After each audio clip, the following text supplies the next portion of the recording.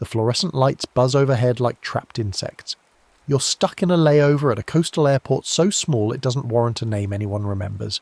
Just a regional code on your boarding pass. Wind slams against the terminal windows in rhythmic gusts, each one making the glass flex and groan. Somewhere beyond the runway, you can hear the Atlantic churning, though you can't see it through the sheets of rain and spray. The departure board flickers. Your connecting flight is delayed. Again. The handful of other passengers slumped in the plastic chairs don't even look up anymore. A garbled PA announcement echoes through the terminal, something about weather conditions and apologies for the inconvenience. You pull out your phone, but there's barely any signal, and the airport Wi-Fi is refusing to load anything useful.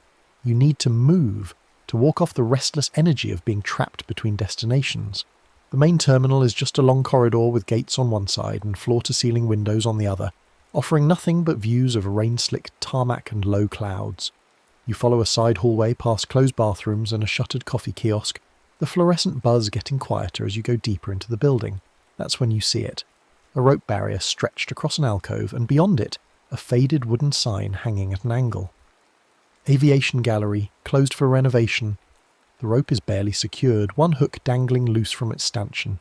Beyond the barrier, the space is dark except for a few emergency exit lights, casting dim green pools across what looks like old carpet. You check over your shoulder. No one's around. The terminal feels emptier back here, like a stage after the actors have left. The wind hits the windows again, rattling them in their frames, and you duck under the rope. The air changes immediately. It's colder in here and it smells different. Not the recycled terminal air you've been breathing, but something older. Dust, yes, but also salt, as if the ocean has been seeping through the walls for years. The carpet under your feet is worn thin in places, showing concrete beneath. As your eyes adjust, you make out the shape of the room. A small gallery space, maybe 30 feet across, with empty display cases along the walls and a few informational posters curled at the edges. And in the centre, taking up most of the floor space, is the airplane. It's not like any plane you've seen in a modern terminal. It's skeletal, primitive, more like a kite made by someone who'd never seen a kite before. 2 fabric wings stacked one above the other, stretched over wooden frames that look like they belong in a barn. Bicycle chains connect the controls. The whole contraption rests on wooden skids over a shallow pit filled with actual sand. Real sand. The kind that gets between your toes at the beach, not decorative gravel. Cables tether the aircraft to something mounted on a metal control box the size of a small refrigerator positioned at the edge of the sandpit. You step closer. The fabric on the wings is taut but weathered, off-white canvas with visible stitching. The wooden spars have a golden brown grain that catches what little light filters in from the emergency exits. This is a replica, obviously, it has to be, but it's remarkably detailed. Every strut, every wire, every hand-stitched seam looks authentic. At the base of the control box, mounted on a small brass plate gone green with tarnish, you read, Kitty Hawk, 17 Deck 1903, the Wright Flyer. You've seen photos, of course. That famous black and white image of the first powered flight, Orville prone on the lower wing, Wilbur running alongside, the aircraft frozen at the moment of liftoff. But standing here, inches from a full-scale reproduction, you can feel the audacity of it. This fragile assemblage of wood and fabric and bicycle parts carried a human being into the air for the first time in history. The control box hums. It's so quiet you almost don't notice it at first, but once you do, you can't unhear it. A low electrical drone, steady as a heartbeat. Mounted on top is an antique anemometer, those spinning cups that measure wind speed. Its metal arms motionless but ready. The whole assembly looks like it belongs in a museum of scientific instruments, all brass fittings and analog dials. You lean closer to examine the control box, and that's when you see the message.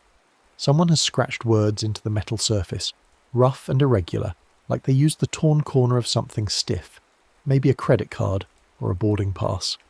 The letters are shallow but legible. Clip today's flight to the strut, spin to log wind, wait for final boarding. You stand up straight, glancing around the empty gallery. This has to be some kind of installation art piece, right?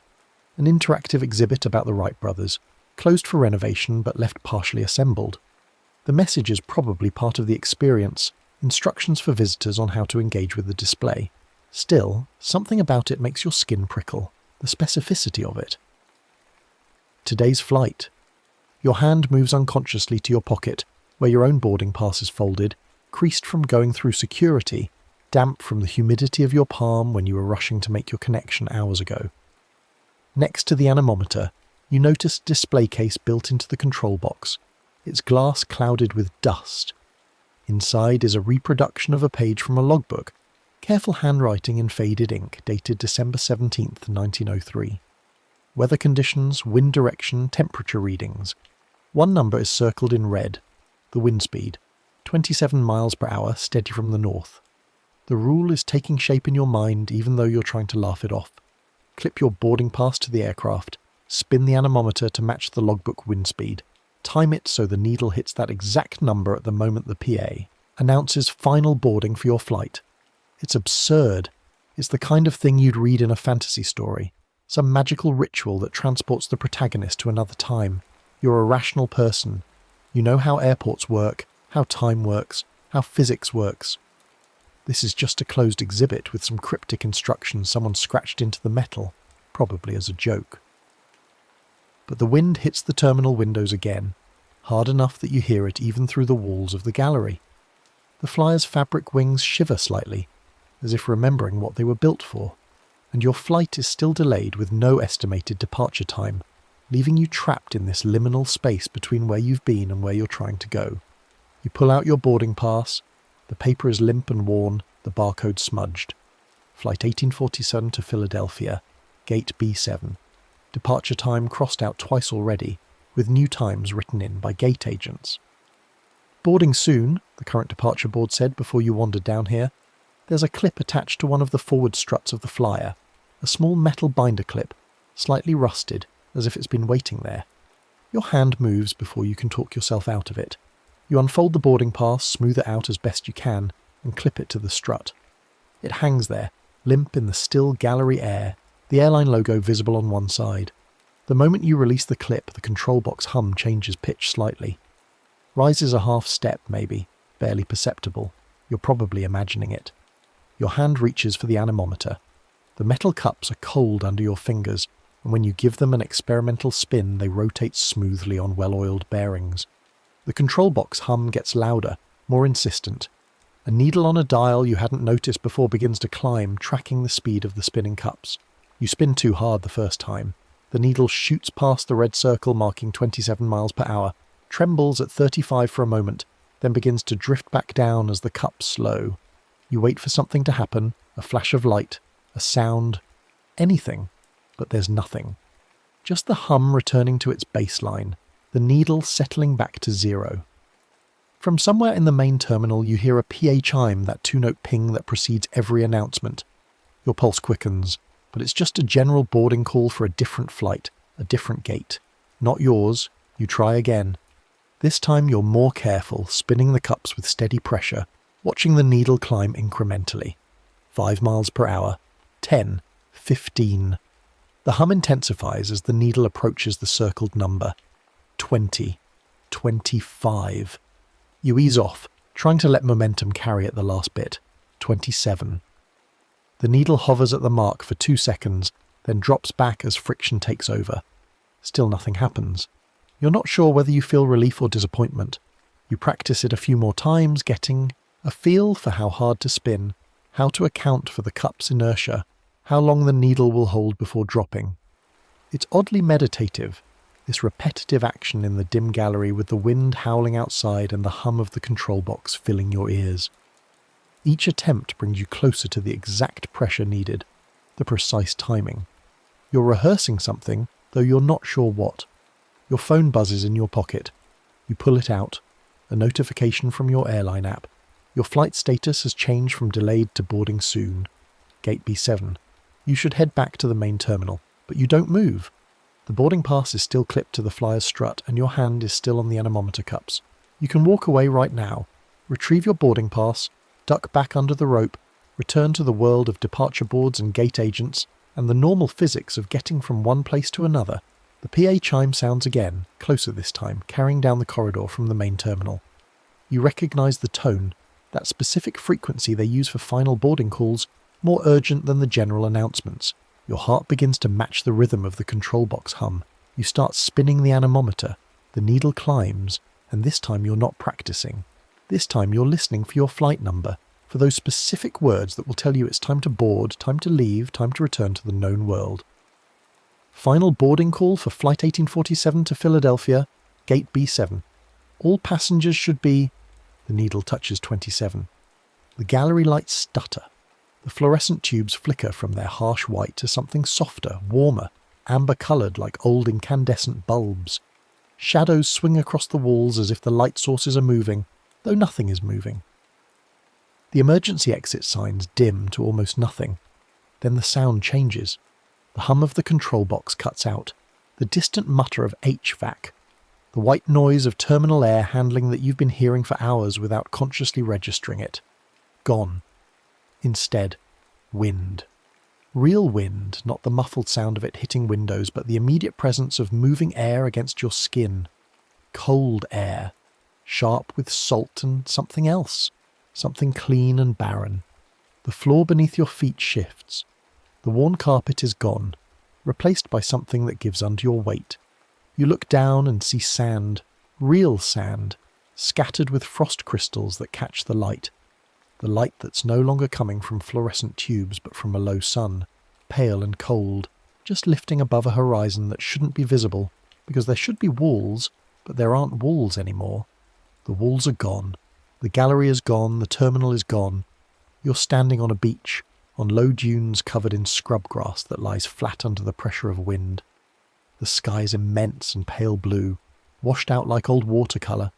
In front of you, the Atlantic Ocean stretches, to a horizon line so sharp it looks drawn with a ruler.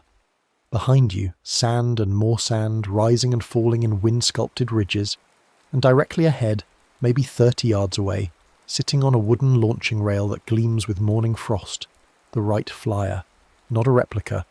The real machine, fabric wings stretched taut and clean, wooden skids resting on the rail, every detail exactly as you saw it moments ago, but now absolutely, undeniably present in this moment, this place, this impossibly distant morning. Two men move around the aircraft. You know them from photographs, from history books, from 1,000 documentary reenactments, but seeing them here is different. They're shorter than you expected. Dressed in dark wool suits, collars crisp despite the wind, caps pulled low against the blowing sand. Their breath comes out in clouds. They're talking to each other, pointing at different parts of the aircraft, adjusting struts, checking connections. One of them kneels to examine the launching rail. The other walks to the wingtip and rocks it gently, testing the tension in the wires. Orville and Wilbur write. You try to move toward them, but your legs feel strange, as if you're wading through something thicker than air. When you take a step, sand shifts under your sneakers. Sneakers? You're still wearing your sneakers and your travel clothes, jeans and a jacket that's doing nothing against this wind. But the sound of your footstep is muffled, distant, as if it's happening in another room. One of the helpers, a man in a heavy coat and cap, walks straight toward you. You freeze, but he doesn't see you. He walks through the space where you're standing and you feel him pass. Or rather, you feel the absence of feeling, a cold spot that moves through your chest like a breeze through an open door. His coat flaps behind him, fabric snapping in the wind, but it doesn't touch you because you're not quite here. Not in the way that would let you touch or be touched. You're a ghost in December 1903, an invisible witness to the first flight. More men are gathering near the flyer. 5, 6 of them, local lifeguards and station crew from the nearby Kill Devil Hill station, called in to help with the attempt. They stamp their feet against the cold and shield their eyes from blowing sand with gloved hands. One of them has set up a large boxy camera on a wooden tripod, the kind with a bellows and a dark cloth. He's positioning it carefully, aiming it at the launching rail. That camera will capture the famous photograph. You're standing in the frame of one of the most iconic images in history. Wilbur, the taller one with the more prominent features, is checking something on the aircraft's engine. You can hear it now, a rhythmic chugging that echoes across the dunes. The smell of gasoline and hot metal reaches you, improbably sharp and real. The engine sound is rough, uneven, nothing like the turbines you're used to. This is percussion, not wind. This is controlled explosions in cylinders, chains transferring power to wooden propellers. Orville positions himself next to the lower wing, preparing to lie down on it. He's saying something to Wilbur, but the wind scatters his words before you can make them out. The accent would be wrong anyway, you think. Ohio in 1903, a way of speaking you'd recognise but not quite understand. Like listening to a recording of your grandparents as children. The cold is seeping into your bones. Your jacket wasn't meant for this, and the wind cuts through it like you're wearing tissue paper. You can feel your fingers going numb, your face stinging where the sand-laden wind hits it. This is real cold, real wind, real discomfort. Whatever you're experiencing, it's not a dream or a hallucination. Dreams don't hurt like this. But underneath the cold and the wind, underneath the sounds of 1903, you can still hear something else. Faint, like it's coming from very far away or through water, the hum of HVAC, the background noise of the airport terminal. It's there if you concentrate, a thread connecting you to your own time, so thin you might lose it if you're not careful. You walk closer to the flyer, your feet sinking slightly into the cold sand with each step. Up close, you can see every detail. The fabric is muslin, the stitching is done by hand, the wood is spruce and ash, carefully selected and shaped. The bicycle chains are actual bicycle chains, adapted for a purpose their manufacturers never imagined. The controls are simple, wires and levers that pull and push, nothing hydraulic, nothing electronic, just human hands translating intention into motion through mechanical advantage. It's so fragile. That's what strikes you most. This thing looks like it might fall apart if you sneezed on it, and yet these men are about to trust their lives to it, to lie down on that lower wing and throttle up that sputtering engine and try to do something humans have never done before. Orville is climbing onto the wing now. He stretches out prone, hips in the padded cradle they've built, hands gripping the control levers. His face is set, focused, but you can see the tension in his shoulders. He's terrified and exhilarated in equal measure, and why wouldn't he be? He's about to attempt something that will either change the world forever, or kill him in front of his brother and half a dozen witnesses. Wilbur takes his position at the wingtip, ready to steady the aircraft when it starts moving. The helpers back away from the launching rail, giving it clear space. The man with the camera ducks under his cloth, making final adjustments. Everything is ready. Wilbur nods to Orville. Orville opens the throttle slightly, and the engine note changes, becoming more insistent. The propellers, two of them, contra-rotating, begin to blur. The whole aircraft shudders, straining against whatever is holding it to the rail. And then you remember, the return rule, the second half of the instructions, that you didn't consciously read, but that somehow settled into your mind the moment you arrived. You need to get back, and there's only one way to do it. You have to carve your flight number into wet sand near the waterline. You have to time it, so a wave erases the numbers at the exact moment the flyer touches down at the end of its flight. You turn toward the ocean. The shoreline is maybe 100 yards away, down a slope of dunes. You can see waves rolling in, white foam on grey-green water, each surge reaching up the beach and then retreating, leaving the sand dark and glistening. That's where you need to be. That's your exit. But the flyer is starting to move. Wilbur lets go of the wingtip and begins to run alongside the aircraft as it accelerates down the rail. The helpers watch, a few of them clenching their fists or holding their breath. The camera stands ready, its lens open, its plate waiting to be exposed at the decisive moment. The flyer picks up speed, skids sliding along the launching rail with a sound like a knife being sharpened. Orville holds steady, making minute adjustments to the controls. The engine is roaring now, everything it has, the chains singing as they transfer power to the propellers, and then the front of the aircraft lifts. Just a little at first, the nose rising a few inches off the rail, then more. The skids clear the wood entirely, and for a heartbeat the Wright Flyer is flying, actually flying, suspended in air with no support but the force of its own propellers pushing it forward. You're frozen, watching. You should be running toward the shoreline, setting up your return, but you can't move. This is the first flight, the first time a powered, heavier-than-air machine has carried a human being through the sky under control. Everything that you know about aviation, every jet you've ever boarded, every aerial photograph you've ever seen, every inch of the route from the city you live in to the city you were trying to reach, all of it started here, in this moment, with this fragile kite of wood and fabric skimming 12 feet above the cold sand of Kitty Hawk. The flight lasts 12 seconds. You feel it rather than count it. 12 heartbeats, 12 breaths, 12 units of time that stretch and contract like the fabric on the flyer's wings. The aircraft stays low, wobbling slightly, Orville working the controls constantly to keep it level. It's not graceful, it's barely controlled, but it's flying. And then the nose dips, the skids come down, the flyer hits the sand hard enough that you can hear the impact even over the wind, a wooden thump that echoes across the beach. Orville lurches forward but holds on. The aircraft slides a few feet and stops. The propellers spin down, the engine coughs and goes quiet. It's over. You realise you haven't breathed. You gasp in air that's so cold it hurts your lungs, and then you're running, sprinting down the dune toward the water, sand sliding under your feet, threatening to trip you with every step. Your chest is tight, and you can't tell if it's from the cold or the exertion or the sheer impossibility of what you just witnessed. The shoreline is closer than you thought. The waves are coming in fast, driven by the same wind that just carried the flyer into the air.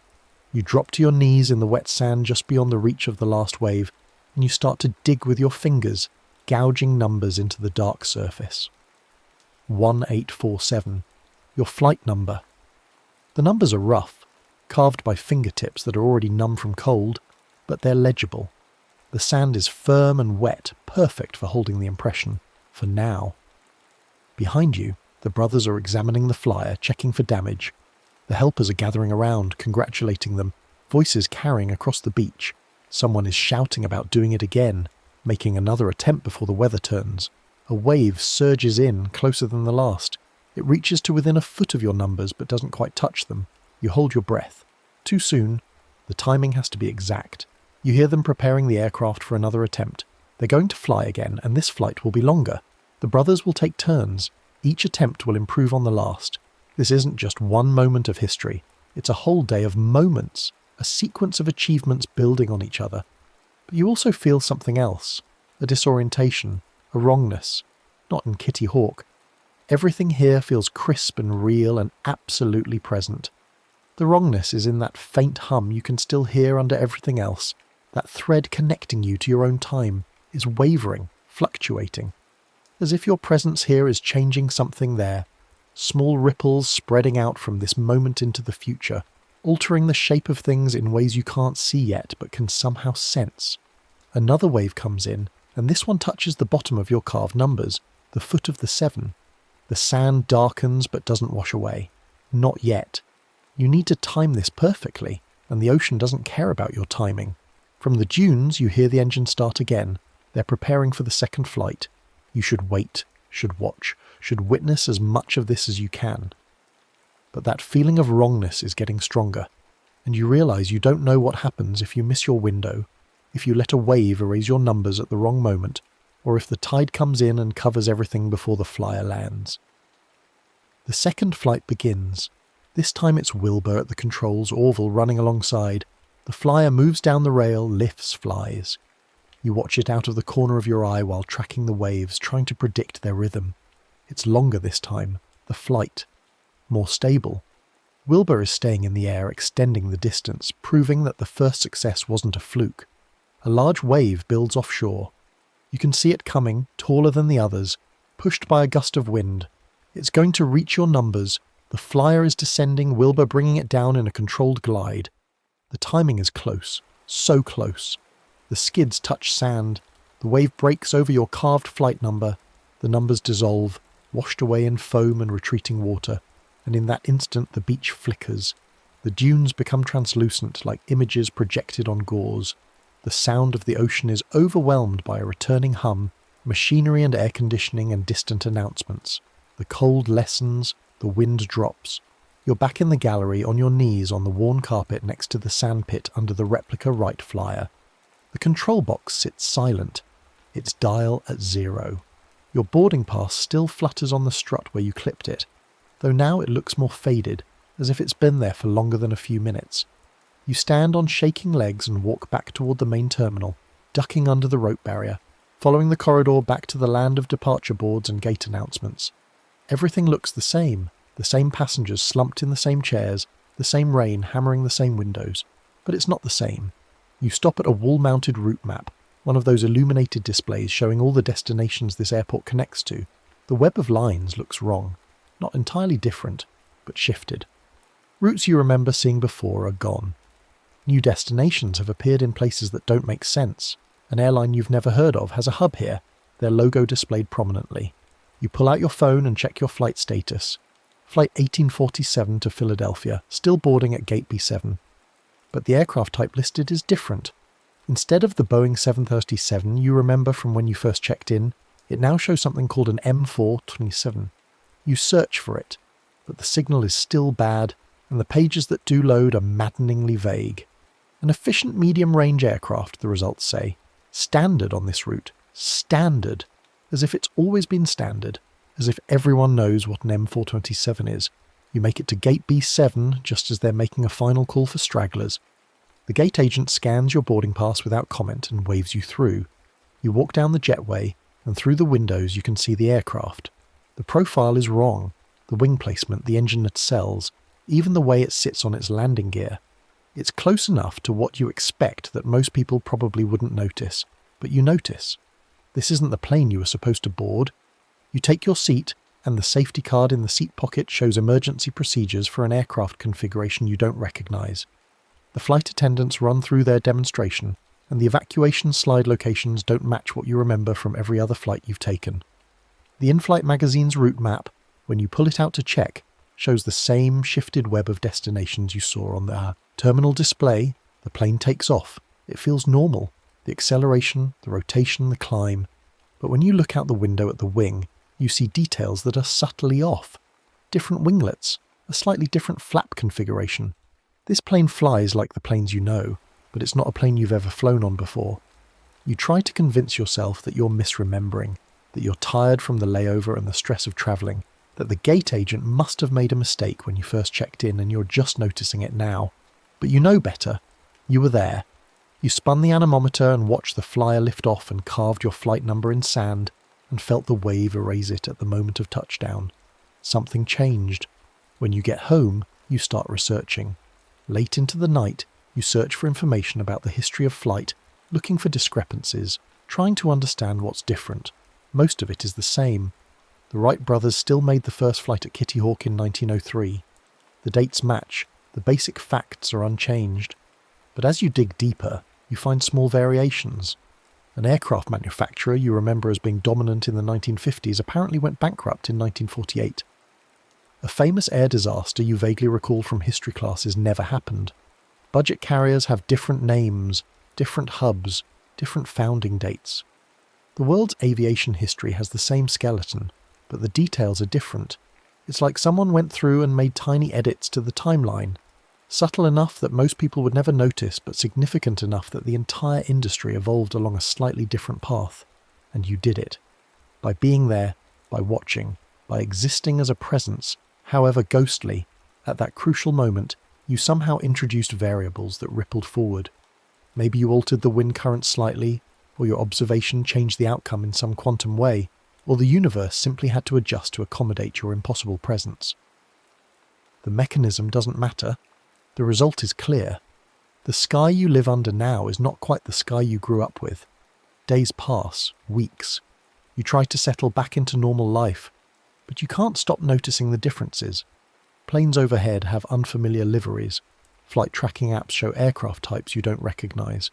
Conversations with frequent flyer friends hit odd moments where they reference airlines or routes that don't match your memory, and you have to nod along and pretend you know what they're talking about. The worst part is that no one else notices. To everyone around you, this is just how aviation has always been.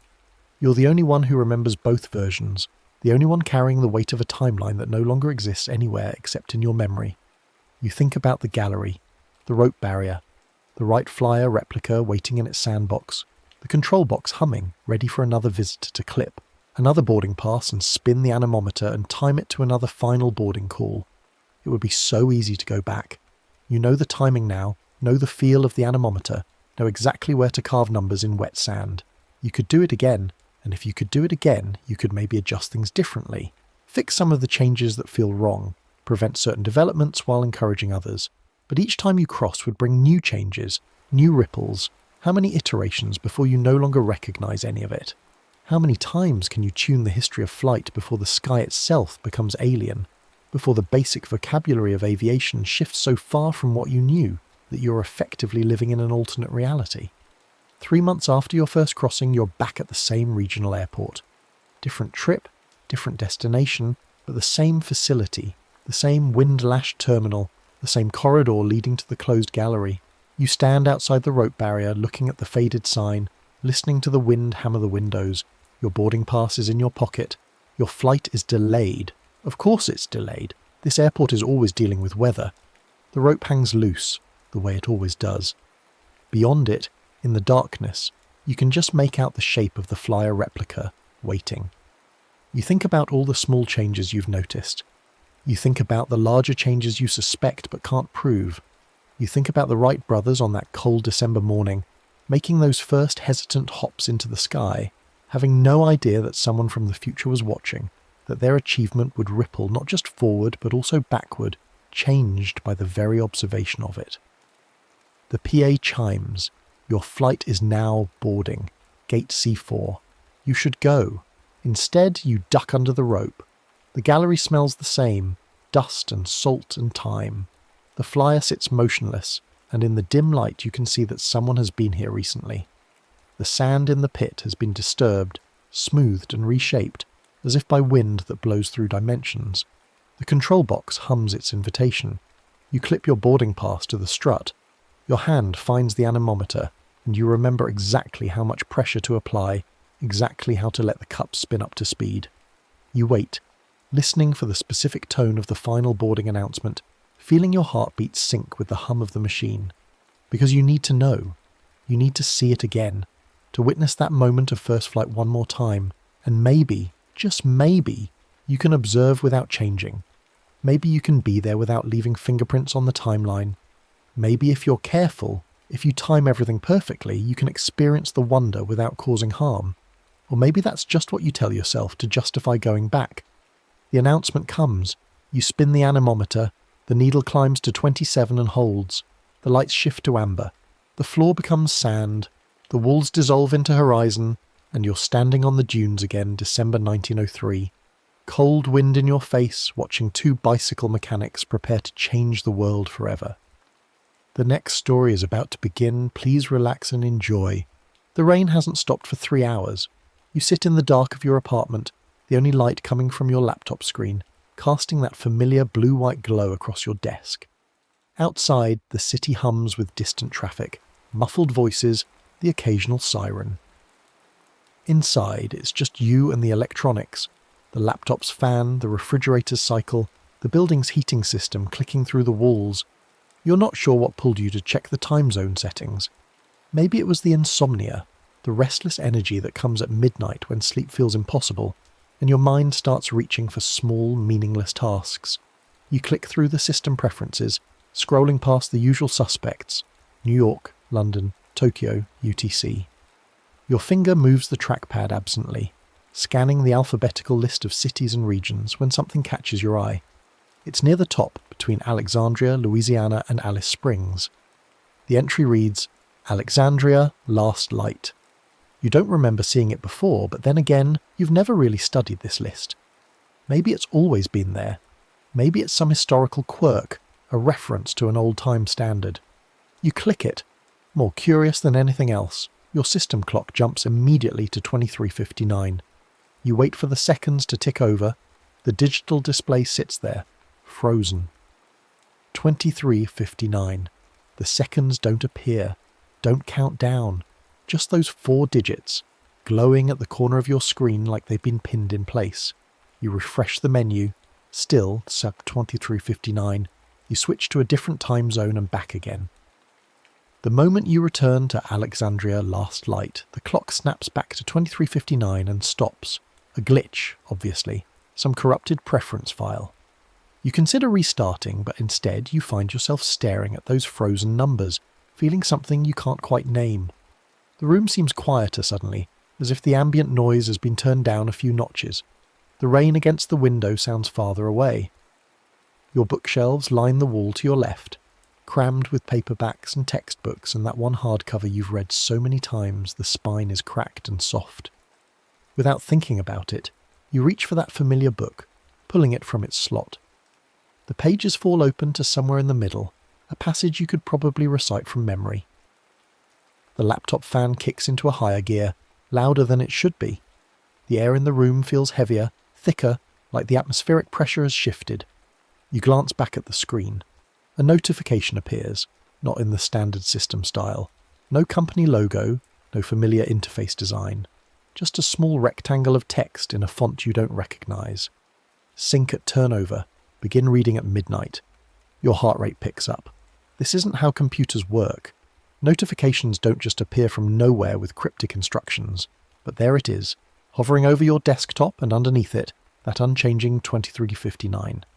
The meaning assembles itself in your mind without you consciously working it out, like a rule you've always known but never had occasion to use. At the exact moment when 2359 becomes 000, if you start reading aloud from a physical book in your possession, something will happen. You don't know why you believe this. You don't know where the certainty comes from, but you feel it as surely as you feel the chair beneath you and the book's weight in your hands. You flip back to the first page, positioning yourself at the opening line. Your eyes move between the text and the clock. 23:59.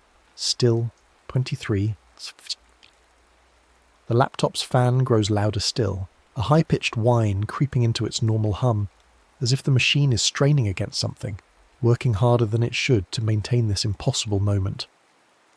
The room's shadows seem to deepen. The blue glow from the screen stretches and distorts slightly, throwing strange angles across your desk. You hold the book steady, your thumb marking the place, your eyes locked on those frozen digits, and then, so subtle you almost miss it, the 9 flickers. A faint pulse runs through the air, a vibration you feel more than hear. Your breath catches. The moment stretches out, elastic, and you know without knowing that you're supposed to start reading the instant, the very instant that 000 appears. The 9 flickers again. The air hums, your throat tightens in anticipation. 23:59 becomes 000. You read the first sentence aloud, your voice steady and clear in the quiet room. In the beginning, there was only the question of how to preserve what could not be kept. As the words leave your mouth, the letters on the page begin to move. Not dramatically, not all at once, but in a slow drift. The familiar alphabet sliding and rearranging itself into characters you don't recognize, but somehow understand. Greek letters, ancient and angular. Your voice continues speaking the sentence as you watch the transformation spread, the words on every visible book spine in the room shimmering and reforming. Posters on the wall, sticky notes on your desk, the label on your water bottle, all of it shifts into Greek. Your voice sounds different, older, like the words are coming from somewhere deeper than your lungs, from a place that existed before you were born. The floor tilts, not violently, but with the slow, deliberate roll of a ship adjusting to a wave. Your stomach lifts and settles. The laptop's light stretches vertically, elongating into a tall rectangle that pulses brighter and brighter until it's less like a screen and more like a doorway of pure white light. You don't fall, you don't stumble. The tilt simply continues, reality pivoting around some axis you can't see, and when it finally levels out, the laptop's hum is gone. In its place, the rustle of countless pages, the murmur of many voices, the faint crackle of oil lamps burning in still air. You're standing. The room around you is vast beyond measuring, a cathedral of knowledge. Columns rise from the floor to a ceiling lost in shadow high above, each one carved with geometric patterns and symbols. Shelves climb the walls in tiered galleries, connected by wooden ladders and narrow walkways. Scrolls, thousands upon thousands of scrolls, fill every available surface, stacked horizontally on shelves, bundled in leather cases spread across reading tables. The air smells of papyrus and lamp oil, with an undertone of salt water drifting in from somewhere beyond the stone walls. It's warm, but not uncomfortably so, the heat of many bodies and many lamps in a space designed to hold both. People move through the hall with purpose, scholars in simple robes, scribes with ink-stained fingers, young apprentices carrying armfuls of scrolls from one station to another. They speak in Greek, mostly, but you catch fragments of other languages too.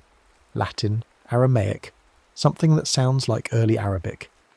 The acoustics of the space turn individual voices into a constant gentle murmur, like water flowing over stones. You take a step forward. No one looks at you. A scribe walks past close enough that his robe should brush your arm, but instead you feel only a faint tingling, a cool rush of air as he passes through the space where you're standing. You're here, but not here.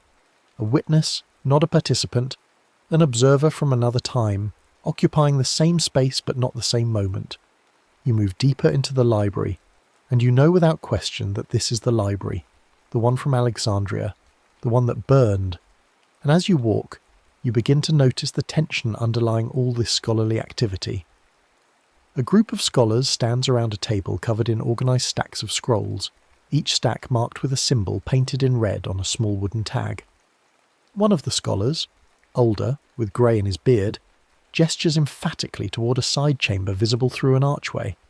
Another scholar, younger, shakes his head, pointing to a wax tablet covered in what looks like a list or schedule.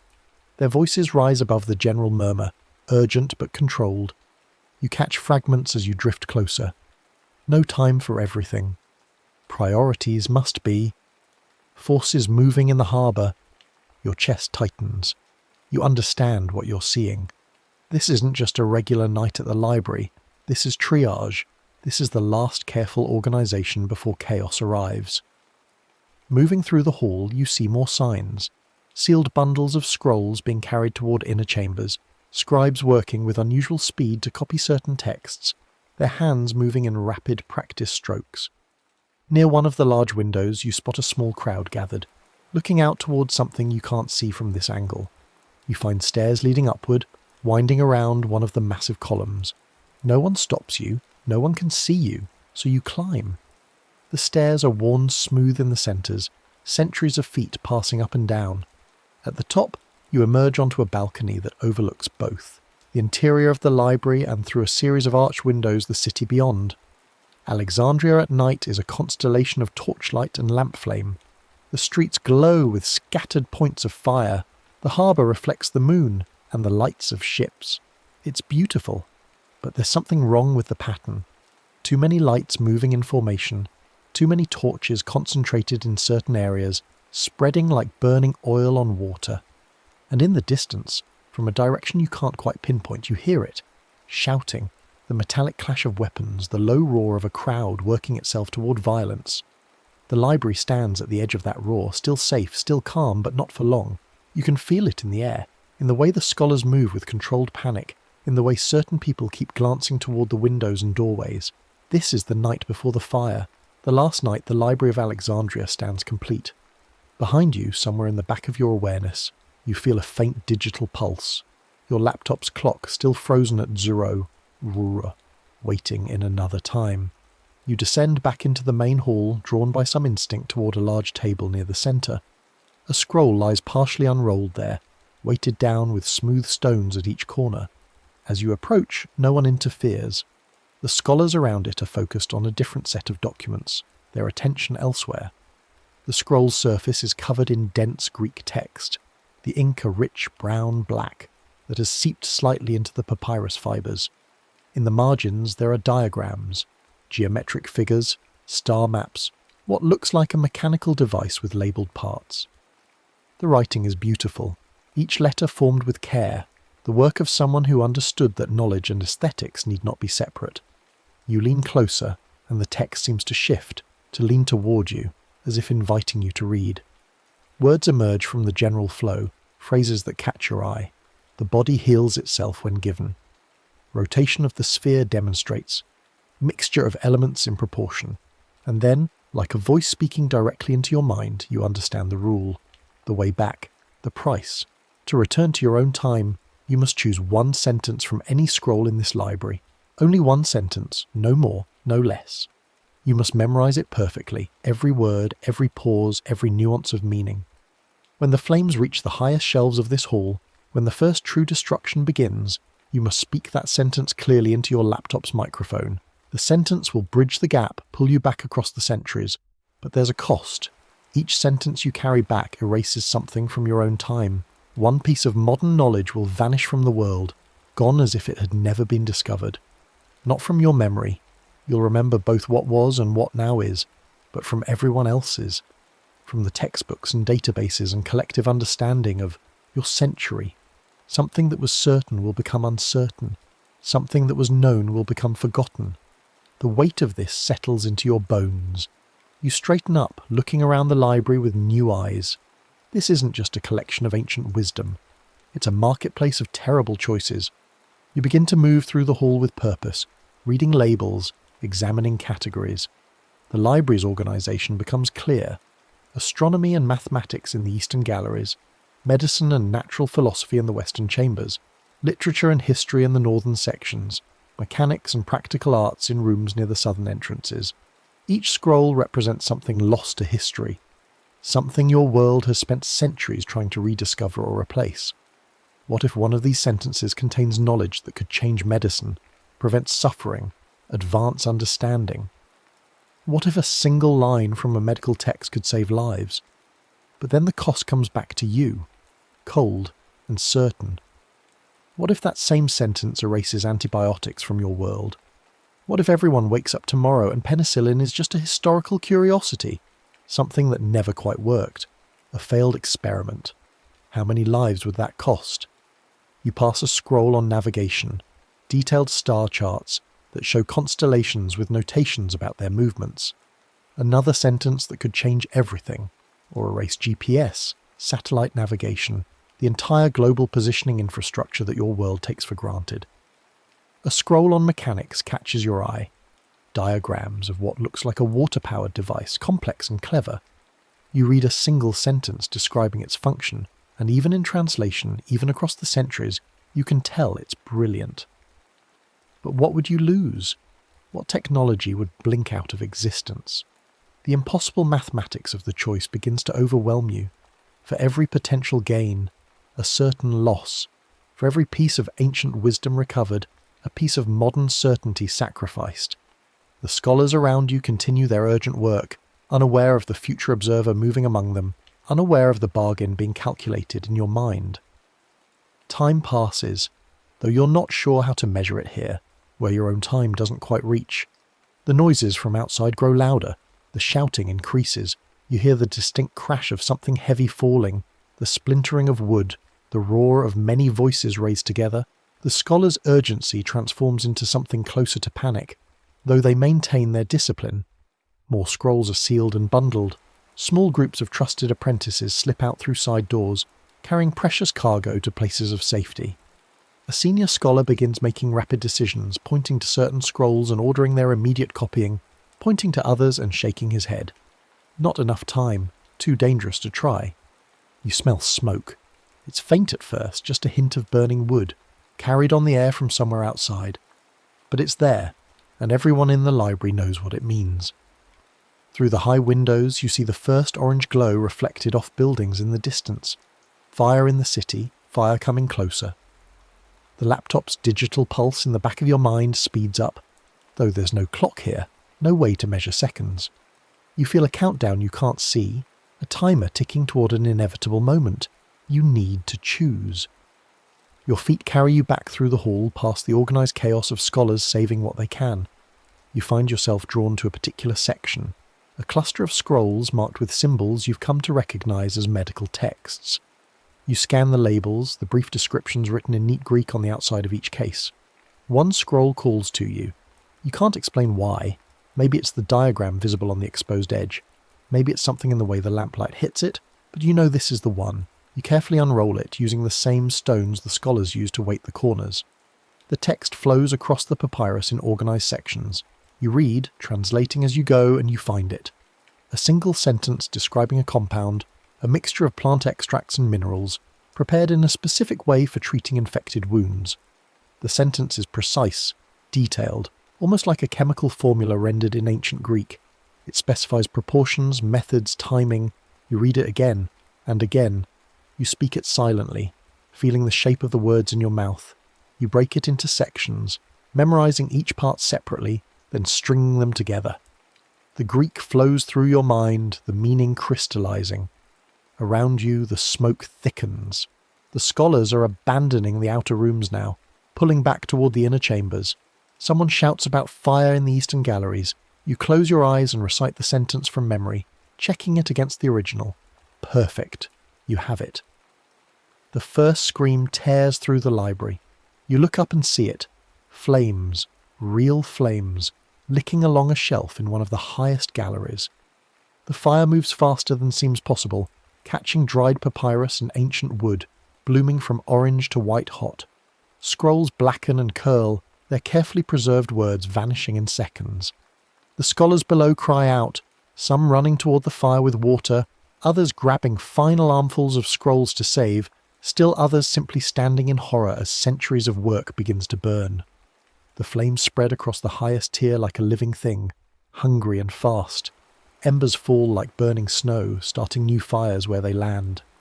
The temperature in the hall spikes. The air fills with smoke and the terrible smell of burning papyrus, burning wood, burning history. Something pulls at your chest, a hook behind your sternum tugging you backward, away from this moment. The library's floor tilts again, that same ship-like roll, but in reverse. The columns stretch and warp, the lamplight smearing into streaks. You catch one last glimpse, a scholar below, arms full of scrolls, looking up at the advancing flames with an expression of absolute grief. Then the tilt completes, and you're falling backward through time. Your apartment resolves around you in pieces. The desk, the chair, the laptop screen still showing 0000 and Alexandria, last light, in tiny letters. The book is still in your hand, pages open to that first sentence you read aloud. But the room is different somehow, quieter. The sound has been scrubbed away, leaving only a ringing silence. You set the book down carefully and pull the laptop closer. You open a voice recording app, the kind you use for reminders and notes. The interface loads, showing a blinking red microphone icon. Your heart hammers in your chest.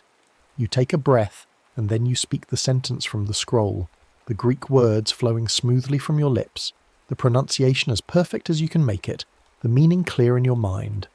The compound, the proportions, the method, the treatment for infected wounds. As you finish, the recording timer stutters. 1, then back to 0, then 02. The file name flickers, the Latin letters briefly becoming Greek before snapping back. A small notification appears. Recording saved. Your system clock, frozen for so long, suddenly jumps. 1. Time is moving again. You sit in the silence of your apartment, the rain still tapping at the window, the city still humming beyond your walls. Everything looks the same. The same desk, the same bookshelves, the same laptop. But somewhere, reality is adjusting. Somewhere in the vast database of human knowledge, something is disappearing. One piece of medical understanding, one treatment or discovery or technique that your world knew yesterday is being quietly erased. At first, you feel nothing. You check your phone. The time shows 0002 now, normal, advancing like it should. You open a browser, search for random medical terms. Everything seems normal. Then you notice your bookshelf.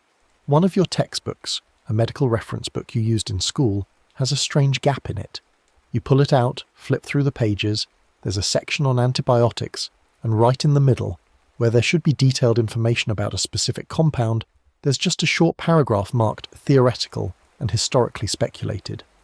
You stare at the text. You remember this section being longer. You remember detailed protocols, dosage information, case studies. Now it's just a vague historical note about a treatment that showed promise in limited trials, but was never successfully replicated. You put the book back, your hands slightly shaky. Opening your laptop again, you search for the name of the antibiotic you remember. The results come back confused. Academic papers questioning its efficacy, forum posts debating whether it ever really worked. Pharmaceutical. Companies listing it as discontinued or experimental. The world has forgotten. Your sentence from the scroll, that ancient Greek formula for treating infected wounds, has displaced this modern knowledge. You traded a future discovery for a past one, and now only you remember both versions. You close the browser, your stomach tight. The implications spread out in your mind like cracks in ice. You've changed history, or rather, you've changed the present, rewritten what people know and don't know. The antibiotic that's now theoretical probably saved thousands of lives in the version of the world you remember. How many people will die now because it's gone? But then again, the compound from the scroll, the ancient formula you brought back, what could that do? If you can figure out how to communicate it, how to translate it into modern terms, could it save lives too? Could it be better than what was lost? The question has no answer. You sit in the dark, the laptop's glow washing over you, and you understand that you've stepped into something far larger and more terrible than you imagined. Hours pass. Maybe you sleep, maybe you don't. When you next focus on the laptop screen, early morning light is filtering through your window. You should be exhausted, but you feel wired, electric. You navigate back to the time zone settings, half expecting Alexandria, last light to be gone, removed like a glitch fixed by a system update. It's still there. You hover your cursor over it, not clicking, just hovering. The option is still available. You could go back, tonight, or the next night, or any night you choose to set the clock to 23:59 and read at midnight. You could bring back more sentences, more lost knowledge, more ancient wisdom, and each time you'd lose something modern. Each trip would peel away another layer of certainty from your century, leaving gaps that only you would notice. You think about what that would mean. A dozen trips? 20? 50? Each one carefully extracting a valuable sentence from the burning library, each one erasing something from the present. What kind of world would you create? One rich in ancient philosophy and astronomy and medicine, but missing random pieces of modern infrastructure. A world where people have deep wisdom about the stars but can't quite remember how to make certain plastics. Where they understand complex geometry but have forgotten key principles of electrical engineering. The trades would be random, chaotic. You'd have no control over what gets erased. The universe decides the price, and you only learn the cost after you've paid it. You close the system preferences and sit back staring at your bookshelf. Some of the spines look different now. Not dramatically, just subtly wrong, like you're looking at them through slightly different eyes. You can't tell if they actually changed, or if you're just more aware of them now, more conscious of how fragile certainty really is. Over the following days, you notice more gaps, small ones mostly. A friend mentions a medical treatment that never quite worked right, and you remember it working fine. A news article describes a technology as recently developed, that you could swear has been around for years. A professor in an online lecture offhandedly mentions a scientific principle that remains frustratingly incomplete, and you have a flash of memory of it being settled fact. No one else notices. Why would they? This is the only world they know. The inconsistencies are invisible to everyone except you. You become a living record of two timelines, the one that was and the one that is. The temptation returns night after night. You'll be reading, or working, or just lying in bed unable to sleep, and you'll think about the library. About those thousands of scrolls, each one containing knowledge that could matter, that could change things, that could help. You imagine going back and bringing out sentences on engineering, on philosophy, on medicine, on the nature of matter. You imagine slowly, carefully building a new version of your world, one ancient sentence at a time. But you also imagine the cost accumulating. Modern medicine becoming unreliable, full of gaps. Technology becoming unpredictable, missing key components. The solid ground of scientific knowledge becoming Swiss cheese, full of holes that no one can quite explain. At what point does the trade become a net loss? At what point do you create more suffering than you prevent? You don't know. The math is impossible. The variables are infinite. 3 nights after your first trip, you set the clock to Alexandria last light. Again, just to see, just to test whether it still works. 23:59 appears and freezes. The room grows heavy. The laptop fan whines. You sit there with a book in your hands, watching the unchanging numbers, feeling the weight of the choice pressing down on you. You could read at midnight. You could go back. You could bring something else through. The clock stays frozen. The moment stretches. Your finger hovers over the trackpad, ready to switch back to your normal time zone, ready to let midnight pass in the ordinary way, but you don't click. Not yet. Because the truth is, you want to go back. You want to walk through those halls again. to see the scholars working in lamplight, to read scrolls that no one has seen in millennia. You want to feel the weight of history, the presence of all that lost knowledge. And more than that, you want to save something. Even if the cost is high, even if the trade is terrible, there's a part of you that can't bear the thought of letting it all burn without trying to grab whatever you can. The sentence you brought back, that ancient medical formula, could be important, could be revolutionary. You don't know yet. You haven't had time to work out the modern equivalent, to translate ancient measurements into contemporary terms. But it's there, preserved in your memory, a seed of knowledge that might grow into something that matters. Isn't that worth it? Isn't saving even one thing from the fire worth the price? You watch the clock. 23:59. Frozen. Waiting. You think about the world you're creating with these trades. A world that remembers ancient wisdom but forgets modern certainties. A world that looks backward and forward simultaneously, caught between two versions of knowledge. Is that better or worse than what you had before? You don't know. Maybe there's no objective answer.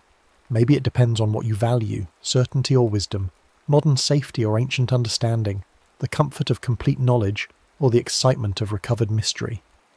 The clock doesn't advance. It won't, until you either read at the turnover or switch away from Alexandria's frozen time. Your apartment is silent except for the laptop's strained fan and your own breathing. Outside, the city goes about its ordinary business. Billions of people living in a present that has already been slightly altered by your first choice, though none of them know it. You are the only one who carries both worlds in your head. The only one who remembers what was traded away and what was brought back. The only one who knows about the libraries last night and the strange bridge between then and now. The weight of that knowledge sits heavy in your chest. It's lonely, being the only witness to your own changes. It's frightening, holding the power to reshape what everyone knows without any of them being aware of it. But it's also intoxicating. The power to recover what was lost. The ability to reach across centuries and pull wisdom forward into a world that desperately needs it. You look at your bookshelves again, at all those volumes full of modern knowledge, built up over generations of discovery and experiment and careful documentation. Solid, reliable, true, except now you know how fragile it all is, how easily pieces can be erased, replaced, forgotten, how the ground beneath certainty is thinner than anyone realizes. The clock still shows 23:59. The choice is still available. Tonight, tomorrow, any night you want. You think about the flames spreading across the library's higher shelves, about the scholars' faces as they watch their life's work burn, about the scrolls curling and blackening and vanishing into ash. You think about all the sentences you didn't save, all the knowledge that was lost forever while you carefully memorized just one line. How many trips would it take to save something truly significant? How much of your own century would you be willing to sacrifice? The questions spiral. There are no easy answers. There might not be any answers at all. Finally, as the first hints of real dawn start to brighten your window, you move your cursor to the time zone menu and switch back to your local time. The clock jumps immediately to 05:47, resuming its normal forward march. The weight in the air lifts. The laptop fan quiets to its usual hum. The room feels ordinary again, but you know the option remains. Alexandria, Last Light, is still there in the list, still waiting, still offering its terrible trade. You close the laptop and stand, stretching muscles stiff from sitting too long. You need sleep. You need to process what you've done, what you've changed, what you might do next. But as you move toward your bed, you catch a glimpse of your reflection in the dark window. Tired, thoughtful, marked by something invisible. You look the same as you did yesterday, but you're not the same. You're carrying knowledge that no one else has, memory of a world that no one else remembers.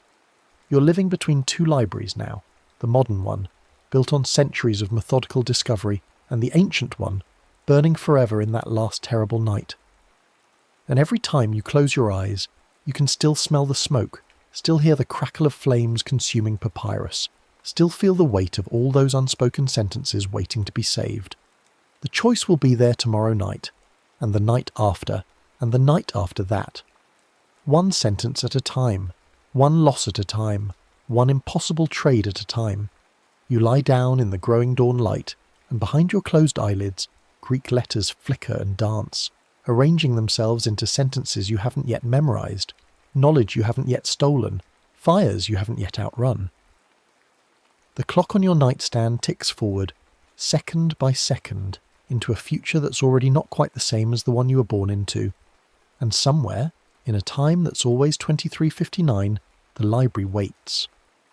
The next story is about to begin. Please relax and enjoy. The brass key felt cold under your fingertip, smooth from decades of use that shouldn't have been possible.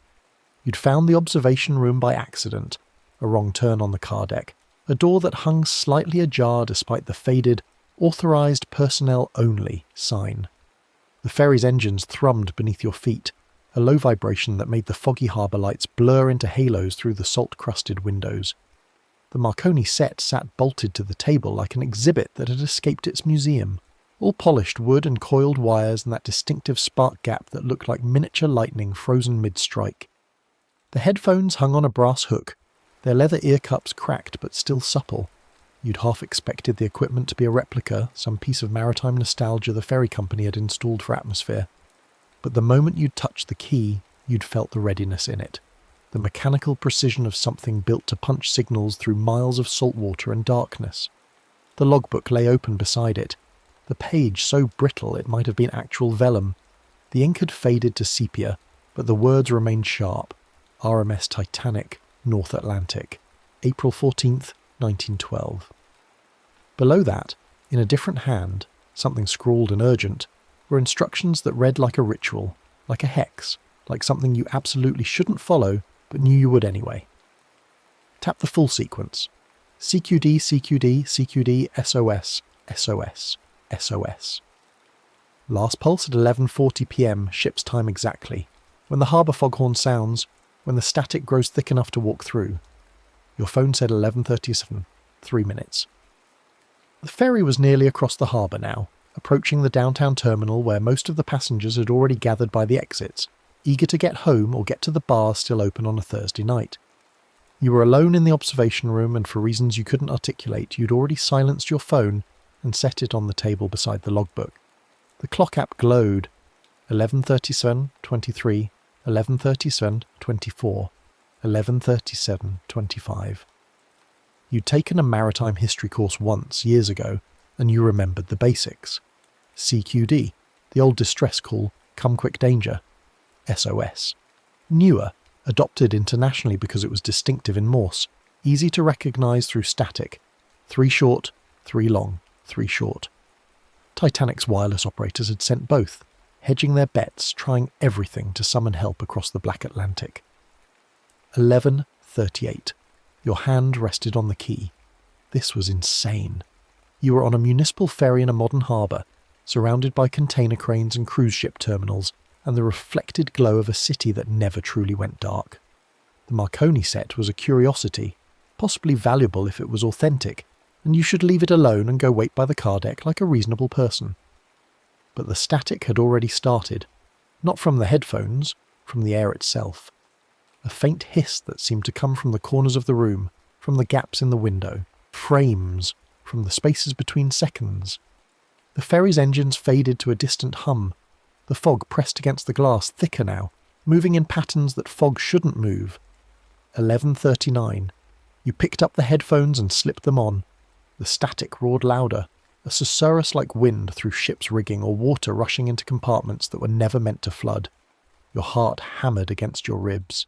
This was nothing. This was audio pareidolia, and your own nerves and probably carbon monoxide leaking from somewhere because you were absolutely not about to. 11:39:30. Your fingers found the rhythm before your conscious mind caught up. Morse was just dots and dashes, just a pattern. CQD, dash dot dash dot dash dash dot dash dash dot dot. You tapped it out on the cold brass key, feeling the mechanism snap and release, 3 times. Then SOC, dot dot dot dash dash dash dot dot dot. The universal call for help in a language made of silence and sound. 11:39:55. The last sequence. SOS again. You drew it out, timing it, feeling for the rhythm. Dot dot dot dash dash dash. 2 dots down, 1 to go. Your eyes were fixed on your phone. 11:39:58, 11:39:59, 11:40 us. The final dot landed exactly as the harbour foghorn erupted into the night. A long, mournful blast that seemed to come from everywhere and nowhere. The static didn't just thicken, it solidified, became texture, became weight. The observation room lurched, or you did, or the space between worlds did. The fluorescent lights flickered and were replaced by the warm, golden glow of electric bulbs. Fewer of them, more precious. The windows showed darkness and nothing else, as if the harbour and the city had been erased. You were standing in a different room, smaller, warmer, wood panelling instead of painted steel. And the Marconi set in front of you was newer, brighter, humming with active current. To your right, a young man in shirt sleeves and suspenders hunched over an identical key, his face illuminated by the glow of the equipment. He was tapping frantically, his lips moving as he counted, operator's instinct keeping track of his own transmission. You could see the sheen of sweat on his forehead despite the cold that was creeping in from somewhere beyond the wireless room's door. Harold Bride. You recognised him from the photographs, though he looked younger than you'd expected, more boyish, less like history, and more like someone who might serve you coffee or ask for directions. His hand moved in rapid bursts, CQD, CQD, CQD. The door burst open. An older man, Phillips, your history-addled brain supplied, Jack Phillips, senior operator, stumbled in, his face flushed. "We've struck an iceberg. Captain says to send the call." "I am sending it," Bride said, not looking up. "I've been sending it. What do you think I'm—" "Then send it harder," Phillips snapped, shouldering Bride aside and taking the key himself. His transmission was different, more aggressive, more desperate. SOS, SOS, SOS. The newer call, the one that was supposed to matter. You stood frozen in the corner, invisible, inaudible, a ghost from a future they would never see, watching them work to save a ship that you already knew couldn't be saved. The room smelled of ozone and machine oil and fear sweat. The electric lights flickered once, steadied. Not yet. The power would hold for a while longer. Phillips paused, pressing the headphones tighter to his ears. "Carpathia's responding. 4 hours away. Jesus Christ, 4 hours." "What about Frankfurt?" Bride asked. "Closer, but they're not taking us seriously. Think it's a bloody joke." Phillips's voice cracked. Mount Temple's turning around. Baltic's acknowledged. He began transmitting again, and you could hear the exhaustion in the pattern of his keywork, the way the dots came just slightly too fast, the dashes held a beat too long. The ship shuddered, not violently, a settling, like a building adjusting to new weight distribution. But you felt it in your bones, in the soles of your feet, in the air pressure changing. Water was pouring in somewhere below, millions of gallons finding every seam and rivet patient and inexorable. Time moved strangely. You had no clock here except your phone, which you'd somehow brought with you. The screen showed 11:47 p.m, still ticking forward, but it also showed no service and a battery indicator that was draining impossibly fast, as if the past itself was consuming power. You had to stay until 2:20, another 2.5 hours. 2.5 hours to watch these men work themselves to exhaustion, to watch them keep transmitting even as the deck began to tilt, even as the lights grew dimmer, even as passengers in lifebelts started crowding past the wireless room door, moving upward, always upward. Phillips and Bride worked in rotation, trading off when their hands cramped or when they needed to decode incoming messages. Carpathia confirmed. 4 hours. Olympic, Titanic's sister ship, was too far, hundreds of miles. Frankfurt kept asking for clarification as if they had all the time in the world. At one point, Phillips took off the headphones and threw them against the wall. "Answer, damn you," he said to the empty air, to the ship somewhere out there in the dark. "Somebody answer who can actually help." "California's close," Bride said, reading over the log. 30 miles, maybe less. Why aren't they responding?" "Their operator's asleep," Phillips said bitterly. "Or they've shut down for the night. Either way, we're shouting into the void." You wanted to tell them. You wanted to scream it. The Californian is right there, just a few miles north, close enough to reach you in an hour if they'd just heard the call, if their wireless operator hadn't gone to bed early, if they kept watch like they were supposed to. But you were voiceless here, powerless, a witness only. The list grew steeper. It was perceptible now, the slight incline of the floor, the way pencils rolled off the desk if you didn't catch them. Phillips wedged a folded towel under the back legs of his chair to level himself. 12:45 a.m., 1 hour and 27 minutes since impact. The electric lights glowed steady but dimmer, and you could hear shouting outside, the sound of davits creaking as lifeboats were lowered, the band playing something upbeat and incongruous from the boat deck. Bride went out once, came back ashen. "They're loading boats half empty," he said. "People don't believe it's serious. Women won't get in without their husbands." "Keep transmitting," Philip said. 1:15 a.m. A steward opened the door long enough to shout that the captain released them from duty, that they should save themselves. Phillips waved him off without looking up. His hand moved mechanically now, the key clicking out the same message over and over. "We are sinking fast. Passengers being put into boats. CQD, CQD, SOS, SOS." You checked your phone. Battery at 23%, and something else. Something you hadn't noticed before. Your texts and emails were still visible, frozen at the moment you'd stepped through. The last message in your thread was from your friend Sarah, sent at 11:22 p.m. "Still on for tomorrow. Weather looks bad, might have to reschedule. Tomorrow, the storm that was supposed to roll through the city tomorrow afternoon." You'd forgotten about it. Minor, the forecasters had said. Heavy rain, some wind, nothing to worry about. The ship's list grew more pronounced. Somewhere outside you heard the roar of a distress rocket going up, the explosion as it burst overhead. Philip sent, "We are putting passengers off in small boats." Then, a moment later, engine room getting flooded. 1:45 a.m. The water was audible now, a distant thunder of it pouring through the compromised compartments, advancing bulkhead by bulkhead. The bow was submerged, the stern was rising. You could feel it in your inner ear, in the way your weight shifted forward when you tried to stand still. Bride tried the key again, but there was no response. "I think the power's going to fail soon," he said. "Then we send until it does." Philip's voice was flat, mechanical. He'd gone beyond fear into something else, duty distilled to its purest form. 2:05 a.m. The lights flickered, held, flickered again. You heard a massive groaning from deep within the ship, metal bending under stress it was never designed to bear. Your phone, 8% battery. You had 15 minutes. 15 minutes to figure out what message you were supposed to send, what impossible signal would pull you back to the present. 2:10 a.m. The captain appeared at the door, older than you'd imagined, his face carefully neutral. "You've done your duty, boys. Now it's every man for himself." Phillips looked up for the first time in what might have been hours. "What about you, sir?" "I'll be staying with the ship," said simply, as fact. The captain nodded to them and was gone. Bride stood, swaying with the list. "Come on, Jack, we should—" "One more message." Phillips bent to the key. "One more."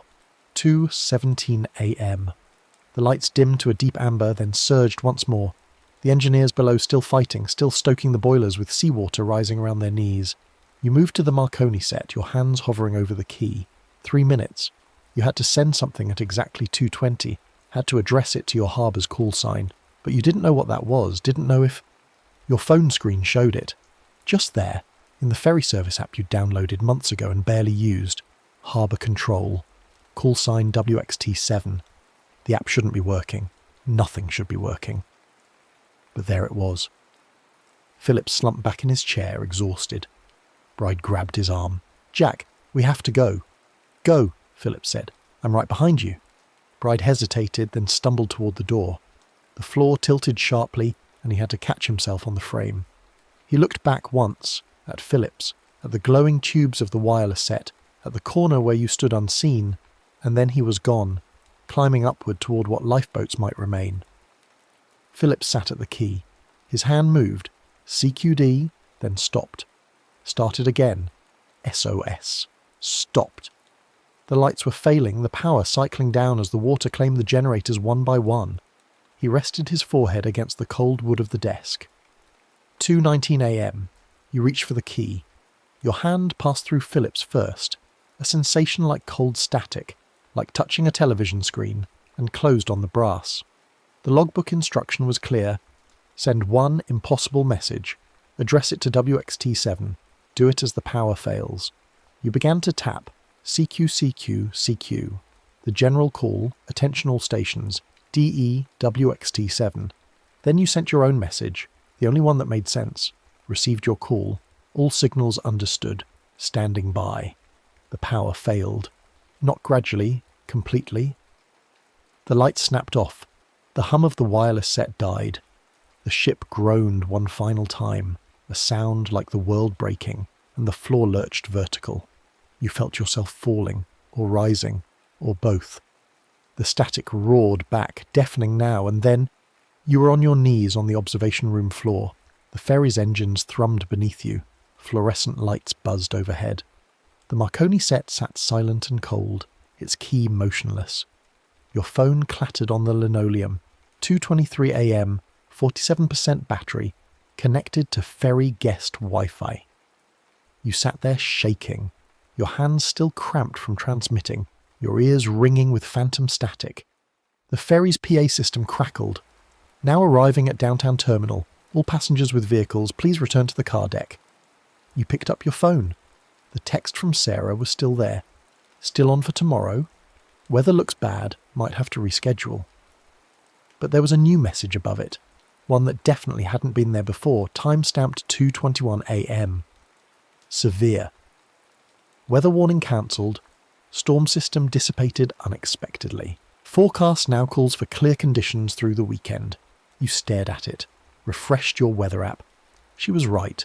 The storm was gone, the radar showing nothing but empty blue, where a red and orange spiral had been predicted to form. Just gone. As if it had never been coming at all. A coincidence. Weather was unpredictable. Forecasters got it wrong all the time. You left the observation room and drove off the ferry in a daze, your hands autopiloting through the familiar motions. You made it home and stood in your apartment, looking at the city lights scattered across the harbour, and you tried to convince yourself that you'd fallen asleep in that locked room, that you'd dreamed the whole thing, that stress and fog and isolation had conspired to create a vivid hallucination. But you could still feel the vibration of that key under your finger. Could still smell the ozone. You didn't sleep that night. At dawn you searched news sites for storm updates and found only meteorologist bafflement. The system had collapsed unexpectedly, exhibiting highly unusual dispersion patterns. A few minor weather enthusiast forums buzzed with speculation about atmospheric anomalies, but mostly people just shrugged and enjoyed the unexpected clear weekend. By Monday, you'd almost convinced yourself it meant nothing. Then the evacuation happened. A chemical plant across the harbour had a leak. Chlorine gas, the news said, a valve failure during a routine transfer. The alert went out at 2:17 p.m. Evacuate a half-mile radius immediately. Sirens wailed. Emergency vehicles screamed through the streets. You watched from your office building as people poured out of the residential blocks near the plant. Families with children and elderly residents and people in wheelchairs, everyone moving with the kind of urgency that comes from understanding that this is real. This is happening. This is not a drill. They'd cleared the area in 18 minutes. Your co-worker Daniel stood at the window beside you. Damn, he said. People are actually listening. Usually you get idiots who stay behind to grab their laptops or whatever. Yeah, you said faintly. The leak was contained within 40 minutes. No serious injuries. A few people treated for minor exposure, released same day. The news called it a textbook evacuation, praised the community's response to emergency alerts. But you noticed something else in the footage, the speed, the lack of hesitation. People had heard the sirens and moved immediately, as if some collective instinct had kicked in, as if they understood in their bones that when the warning sounds, you go. That night you lay in bed, your phone on the nightstand, and thought about signal and noise, about warnings sent and warnings heeded, about how Phillips had transmitted for hours to ships that couldn't help or wouldn't come, and how that story had echoed through a century of maritime regulation, more lifeboats, mandatory radio watches, ice patrols, in the North Atlantic. The disaster had taught the world to listen. What had you taught them? You told yourself it was over. You'd sent your impossible message and returned home, and whatever strange quantum hiccup had occurred was finished, closed, done. You deleted the ferry service app from your phone. You took different routes home, ones that didn't require harbour crossings. You avoided looking at the water. For 3 weeks it worked. Then your mother called on a Thursday evening. "Did you see the news?" she asked. "They're saying there might be an earthquake tonight, tremors up the coast. Should I be worried?" You pulled up the alert. A minor seismic event predicted between 11 p.m. and 3 a.m. Magnitude 3.5 to 4.0. Nothing serious. Standard precautionary warning for residents to secure heavy objects and review safety plans. "You'll be fine, Mum," you said. "Just make sure your bookshelf isn't going to fall on you." "I'll put the china away," she said. "Better safe than sorry." You hung up and tried to focus on dinner, on television, on anything but the growing unease in your chest. This was normal. This was what responsible emergency management looked like. Warnings got issued, people took basic precautions, life continued. At 10:47 p.m, your phone buzzed. Earthquake advisory cancelled. Seismic activity subsided. No tremors expected. You checked the USGS website. The preliminary tremors that had suggested a larger quake had simply stopped. The tension in the fault line had released through a series of microquakes too small to feel, dissipating the energy that should have built to something more significant. Your hands were shaking. You opened your weather app, your news feeds, your social media. Over the past 3 weeks, how many warnings had been issued and then quietly cancelled? You started making a list. The unexpected storm dispersion, the chemical leak successfully contained, a wildfire that had threatened 2 neighbourhoods but mysteriously changed direction before reaching homes, a traffic alert for a major freeway pile-up that had somehow involved 0 serious injuries, a flash flood warning that resulted in record low water levels, now an earthquake that never arrived. One by one, alerts were going out. One by one, people were responding instantly, perfectly, with none of the usual dismissiveness or delay. And one by one, the disasters themselves were softening, not disappearing. People still had to evacuate, still had to take precautions, but the consequences were being blunted, edited, the sharp edges filed smooth. You thought about the Marconi set still sitting in that locked observation room, about the logbook's warning. Every successful return quietly edits how your present treats warnings and signals. You'd sent a message backward through time saying received your call, all signals understood, standing by. And something, causality, fate, the universe's sense of irony, had taken you at your word. Your present was now, a place where signals were always received, always understood, always acted upon immediately. Where warnings and alarms and messages of danger were treated with the kind of seriousness that comes from knowing, bone deep, what happens when you ignore them. It should have been a good thing. It was a good thing. Lives were being saved. Disasters were being mitigated. The collective trauma of Titanic had finally metastasized into a global immune response, a learned behavior. When the signal comes, you listen. You should have been satisfied with that. But over the next 2 months, you began to notice the other changes, the subtle ones. Your friend Marcus missed a dinner because he'd pulled over for an emergency vehicle. Standard practice, nothing unusual, but then spent 45 minutes in his car afterward, unwilling to resume driving until he was certain no other sirens were coming. "You never know," he said when you called him. "Better to wait." Your co-worker Jennifer started checking her phone every few minutes, refreshing her emergency alert apps, scanning for tornado warnings, even though it wasn't tornado season. "Just staying informed," she said.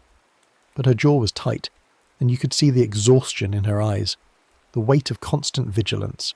The news reported a spike in sales of emergency kits, battery-powered radios, backup generators, perfectly reasonable preparedness. But the tone in the reports was off, tinged with a nervousness that went beyond normal civic responsibility. FEMA started running more drills. Cities tested their sirens weekly instead of monthly. Schools held evacuation exercises with increasing frequency. At the grocery store, you noticed people checking their phones in the aisles, pausing mid-reach for cereal boxes to scan for alerts. In restaurants, conversation stopped when anyone's phone buzzed. Drivers pulled over at the first hint of a siren, even if it was blocks away, even if it was clearly heading in a different direction. The world had learned to listen, but it couldn't stop listening. You went back to the ferry on a Saturday night, late, when the fog was rolling in thick again. You found the observation room unlocked this time, as if it had been waiting for you. The Marconi set sat exactly as you'd left it. The logbook was still open to that same page, April 14th, 1912. But there was new text in the margin, in that same urgent scrawl. The first return is free. The signal saves. But every subsequent return doubles the weight. Choose carefully. You understood. You could go back again. You could send another message, could avert another disaster, could save more lives. The mechanism was available, the pathway open. All you had to do was tap out the sequence at the right time, let the static take you, and send your impossible signal from the past. But each time you did, the present would learn the lesson again, would internalize it more deeply, would grow more responsive to warnings, more reactive to alarms, until what? Until people lived in a constant state of emergency readiness? Until the act of hearing a warning became indistinguishable from experiencing the disaster itself? Until every car alarm and test of the emergency broadcast system sent people fleeing to their basements? You thought about Phillips and Bride working themselves to exhaustion in that wireless room, sending signal after signal into the dark. Some ships had heard and come, some ships had heard and dismissed it. One ship had been too close to believe the danger could be real, their operator asleep, their crew watching mysterious lights in the distance and deciding it couldn't possibly be anything important. The tragedy wasn't that the warnings weren't sent. They were sent again and again for nearly 2 hours. The tragedy was in the gap between signal and comprehension, between hearing and understanding, between knowing something intellectually and believing it emotionally enough to act. Your present had closed that gap, maybe too well. Your phone buzzed. A text from Sarah. "Hey, did you feel that? They're saying possible aftershocks, but honestly I felt nothing. Should I be worried?" You check the news. A magnitude 2.1 quake 40 miles offshore. Barely perceptible. No damage possible. But the alert had gone out anyway. Just an FYI, they called it. A notification for the record. And people were responding as if it were catastrophic. Leaving buildings, gathering supplies, calling loved ones to make sure they were safe. The boy who cried wolf worked in reverse now. Every wolf was real, even the ones that were just dogs. Every alarm was urgent, even the ones that were just tests. Your world had learned that disaster wears many faces, that catastrophe gives no warning before, except that wasn't true. Disaster gave plenty of warning. That's what Titanic had taught. The question was whether anyone would listen. Now everyone was listening, all the time, to everything. You sat at the Marconi set and put your hands on the key, not pressing, just resting. You could go back again tonight. There were other disasters in history, other warnings that had gone unheeded. The Triangle Shirtwaist Factory fire and its locked doors, the Johnstown flood and its ignored reports of dam weakness, the Space Shuttle Challenger and engineers' concerns about O-rings in cold weather, hundreds of moments when someone had tried to send a signal and someone else had failed to receive it. You could fix them, one by one, message by message. Each return would make your present more responsive, more careful, more determined to never let warning go unheeded. But at what cost? When does vigilance become paralysis? When does preparedness become paranoia? Your phone showed 11:33 p.m. 7 minutes. You could tap out the sequence, could step through the static, could choose your moment, your disaster, your message. The ferry rocked gently beneath you. The city lights glimmered through the fog, each one a home, a life, a person who would receive the warnings when they came, who would listen, who would act, who might never sleep soundly again because there was always another alert coming, another signal to decode, another alarm to heed. You thought about Phillips, who'd stayed at his key until the power failed, who'd sent his last message into the dark and probably never known if anyone heard it. You thought about the Californian's operator, asleep in his bunk, missing the calls, and how he'd carried that guilt for the rest of his life. You thought about Captain Smith, going down with his ship, and the 1,000 other decisions that had led to that moment. The too few lifeboats, the full speed ahead through ice warnings, the belief that nothing so grand could sink. All the signals in the world couldn't save a system determined to ignore them, but a system that heard only signals would never sail at all. 11:37. You stood up, leaving the key untouched. The logbook lay open, its warning clear. Every subsequent return doubles the weight. Your world was already buckling under the weight of one perfect response, one collective memory of what happens when you don't listen. How much more could it bear? You walked out of the observation room and locked the door behind you. It wouldn't stay locked. You knew that now. The room existed in a state of quantum, maybe, accessible when the fog rolled right and the time aligned and someone needed it badly enough. Someone else would find it eventually. Someone else would tap out the sequence. Someone else would choose what to save and what to sacrifice in the saving. But not tonight. Not you. The ferry docked, and you drove home through streets where people still checked their phones at red lights, still tensed at distant sirens, still carried the weight of perfect responsiveness, like a stone in their chests. You'd saved lives. You knew that. The storm that never came, the earthquake that dispersed, the chemical leak contained, those were real. The people who'd evacuated quickly and survived were real. But so was the tension humming through your city like a live wire, the collective readiness that had no off switch, the alarm fatigue that was somehow even more exhausting than the disasters themselves. You got home and stood at your window looking out at the harbour. Somewhere out there in the fog and the dark, the Marconi set was waiting. The logbook was open, the static was building, and you knew, with the certainty of someone who'd touched the past and felt it touch back, that you would eventually return. Not tonight, maybe not for months, but eventually there would be a disaster so preventable, a warning so clearly ignored, a catastrophe so needless that you would find yourself on that foggy ferry again, your finger on the key, tapping out the sequence that would change everything and nothing. Because that was the real lesson, the one neither Phillips nor Bride nor any of the Titanic's operators could have taught you. Signals and warnings and alarms are just tools. They're only as good as the systems that receive them, the people who act on them, the societies that decide which disasters are worth preventing and which risks are worth taking. Your phone buzzed. Another alert.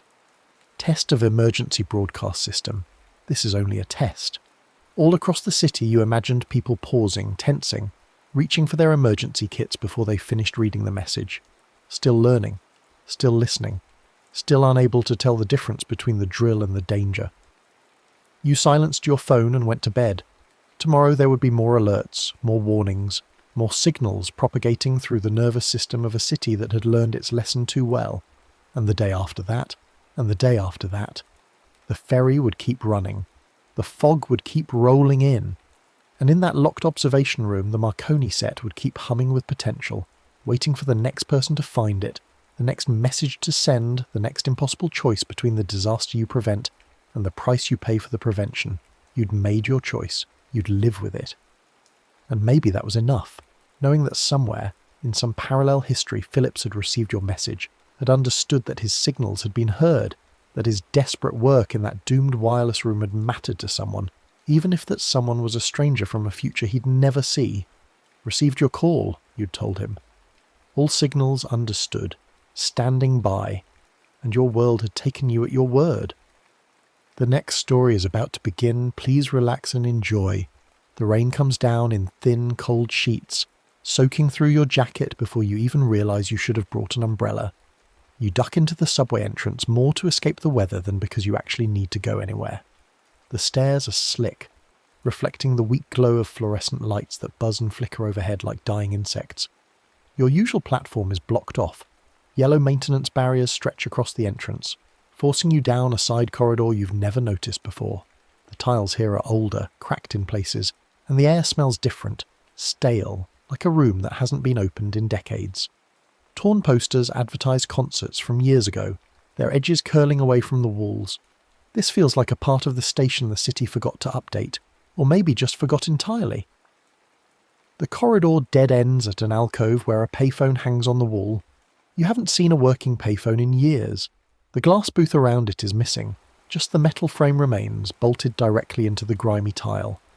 The handset dangles on its cord, swaying slightly in the draft that whistles through the tunnel. Someone has taped shut the coin return slot with yellowed packing tape. You step closer, curious despite yourself. A metal plaque above the keypad should display the phone number or instructions, but it's been covered with a hand-scratched marker note. The letters are cramped and uneven, carved with something sharp. Berlin, 09, Nov, 1989. You reach out and lift the handset, expecting the dead silence of a disconnected line. Instead, you hear a dial tone, clear, steady, impossibly alive. The sound sends a chill down your spine that has nothing to do with your wet clothes. The keypad looks ancient. The buttons are stiff under your fingers when you test them, and the call price label makes no sense. Coins that haven't been in circulation for decades. A telecom company logo you vaguely remember from childhood. Above the keypad, more scratched letters form a message. Dial your own number backward. Last coin at 11:30 p.m. Say open when it flips, don't hang up. You check your phone, 11:27 p.m. The second hand on the old analog station clock across the platform ticks steadily toward 11:28. Your heart starts beating faster, though you're not sure why. This is obviously some kind of prank, some urban art project someone installed to freak out late-night commuters. But your hand is already pulling out your wallet, fishing for coins. You have exactly 1/4 left from buying coffee earlier. Your phone screen glows as you pull it up, displaying your number. The idea of dialing it backward, last digit first, working in reverse, makes your palms sweat. You pocket your phone and rehearse the sequence in your head. The corridor is empty except for you. Somewhere in the deeper tunnels you hear the distant rumble of a train, but it doesn't stop here. This platform hasn't seen regular service in a long time. At 11:28 you try. Slotting the coin into the phone, it clanks down into the mechanism but immediately ejects back into the return slot, clinking against the tape someone used to seal it. The phone won't accept it. Not yet. The clock ticks to 11:29. You feed the coin again, this time it stays, dropping into the phone's internal mechanism with a solid thunk that sounds final. Your hand is shaking as you start pressing buttons, each one making a loud electronic beep that echoes in the empty corridor. Last digit first, then the second to last. Working backward through your own number feels wrong, like reading something in a mirror. The dial tone drops away as you press the final button. For a moment there's nothing, just hollow silence. Then you hear it. A low distant murmur, like crowd noise heard through thick walls. Voices speaking in a language you can't quite place. The sound of many people gathered in some vast space. The station clock's minute hand trembles toward 11:30. You watch it, the handset pressed against your ear, barely breathing. The murmur grows louder, more distinct. You can hear individual voices now, though you still can't understand the words. There's an urgency to them, excitement mixed with something that might be fear or confusion. The clock flips to 11:30 p.m. Exactly. You whisper, "Open!" The payphone's light explodes with a sharp pop, raining tiny fragments of plastic and glass. The corridor plunges into darkness. Your stomach lurches like you're in an elevator that's dropped too fast, and the air snaps cold around you, so cold your breath comes out in clouds. For one disorienting second, you hear shouting in German layered over the subway rumble, the two sounds occupying the same impossible moment. Then the light comes back. But it's not fluorescent anymore. You're standing on wet cobblestones under sodium yellow street lamps, their glow harsh and industrial. Floodlights blaze from guard towers, cutting through the night mist. You blink, trying to process what you're seeing. The subway corridor is gone. The payphone is gone. You're outside in the middle of a street that looks like something from a documentary. Checkpoint Charlie. Even if you didn't know the name, you'd recognize it from history books and films. The white guard booth, the signs in multiple languages, the concrete barriers dividing the street.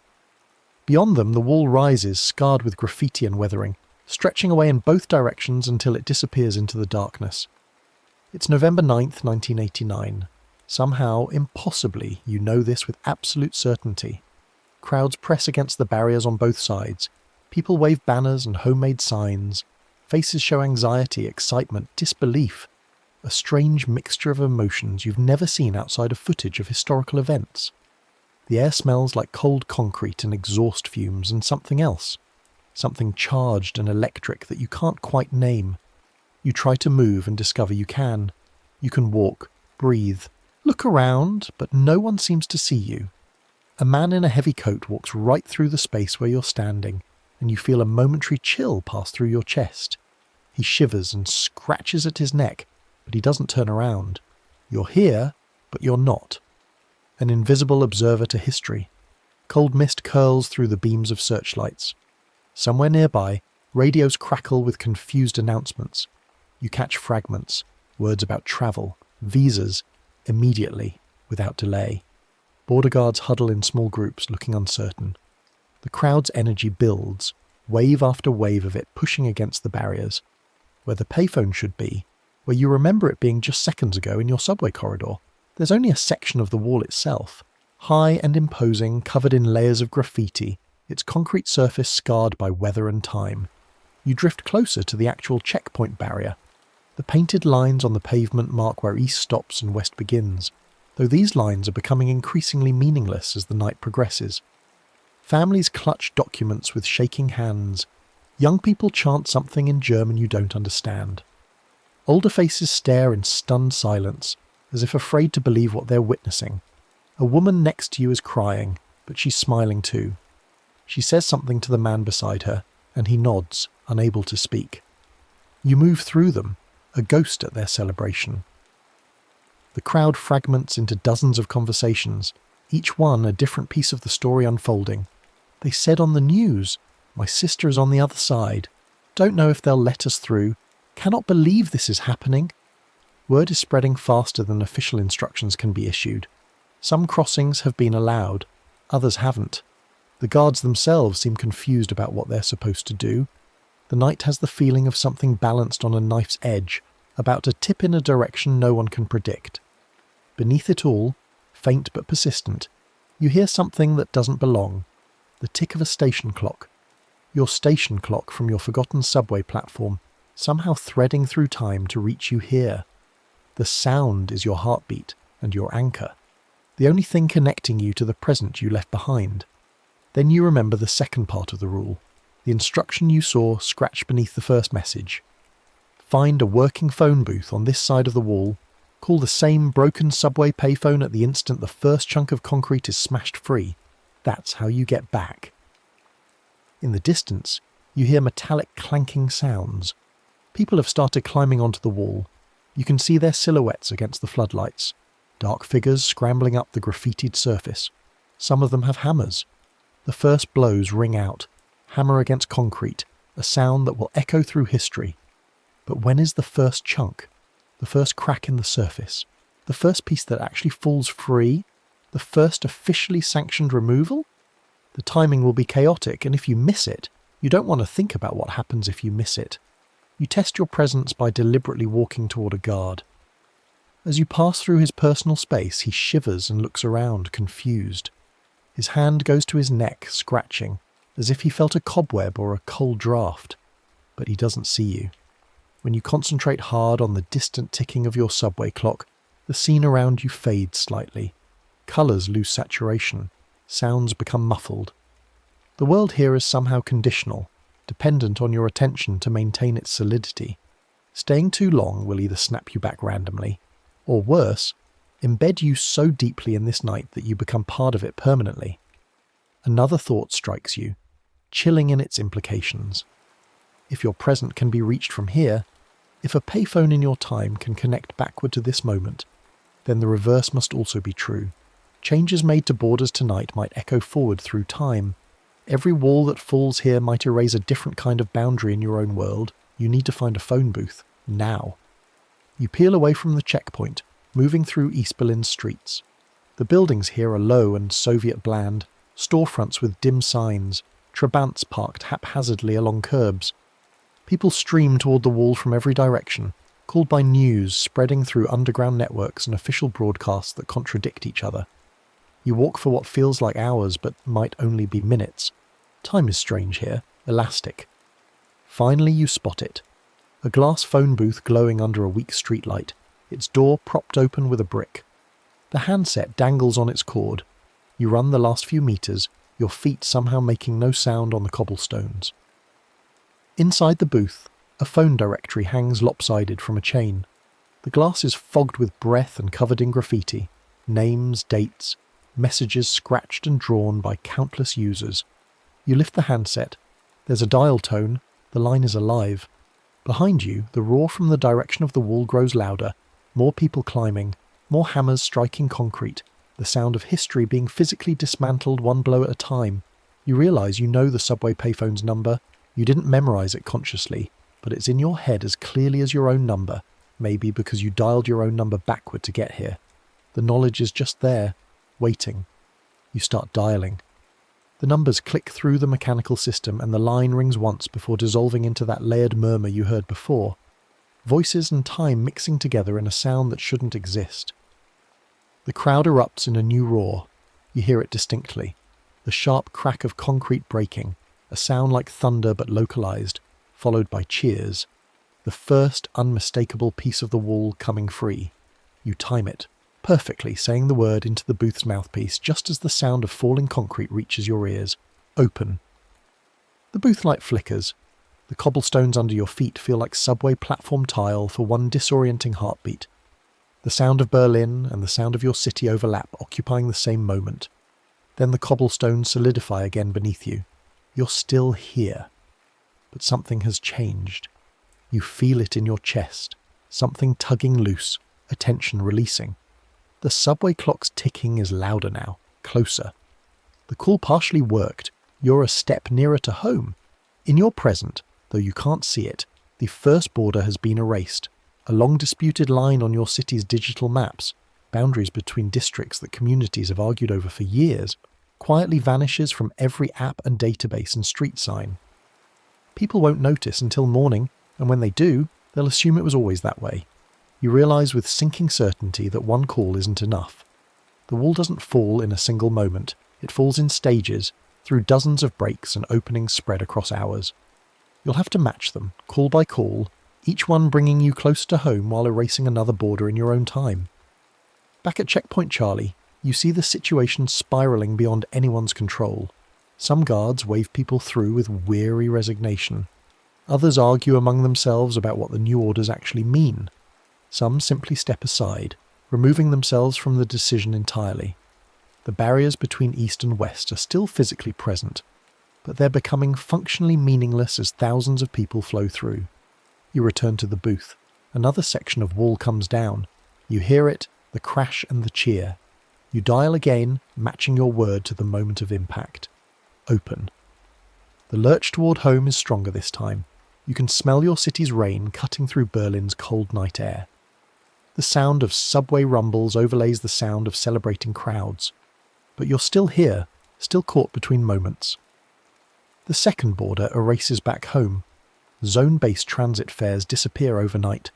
The complex system of coloured rings and price tiers that has frustrated commuters for decades simply flattens into a single unified fare. Transit authorities will scramble tomorrow to figure out what happened to their systems, why every database shows it's always been a flat fare, why all the signage suddenly seems outdated and wrong. You make a third call, matching it to another decisive break. A guard gate swung permanently open, its hinges torn free. This time you feel the effect personally. A long-standing legal boundary vanishes from city code, a curfew district, a restricted area, something that has kept certain neighbourhoods separate from others. The change ripples forward through time. The fourth call comes as people start dancing on top of the wall, hammering it with tools they brought or found nearby. You dial, you time it, you say the word, and this time the cost becomes intimate and personal. Back in your present, a boundary you once set in your own life melts away. An ex you blocked 2 years ago becomes unblocked. Messages you shouldn't be receiving start arriving.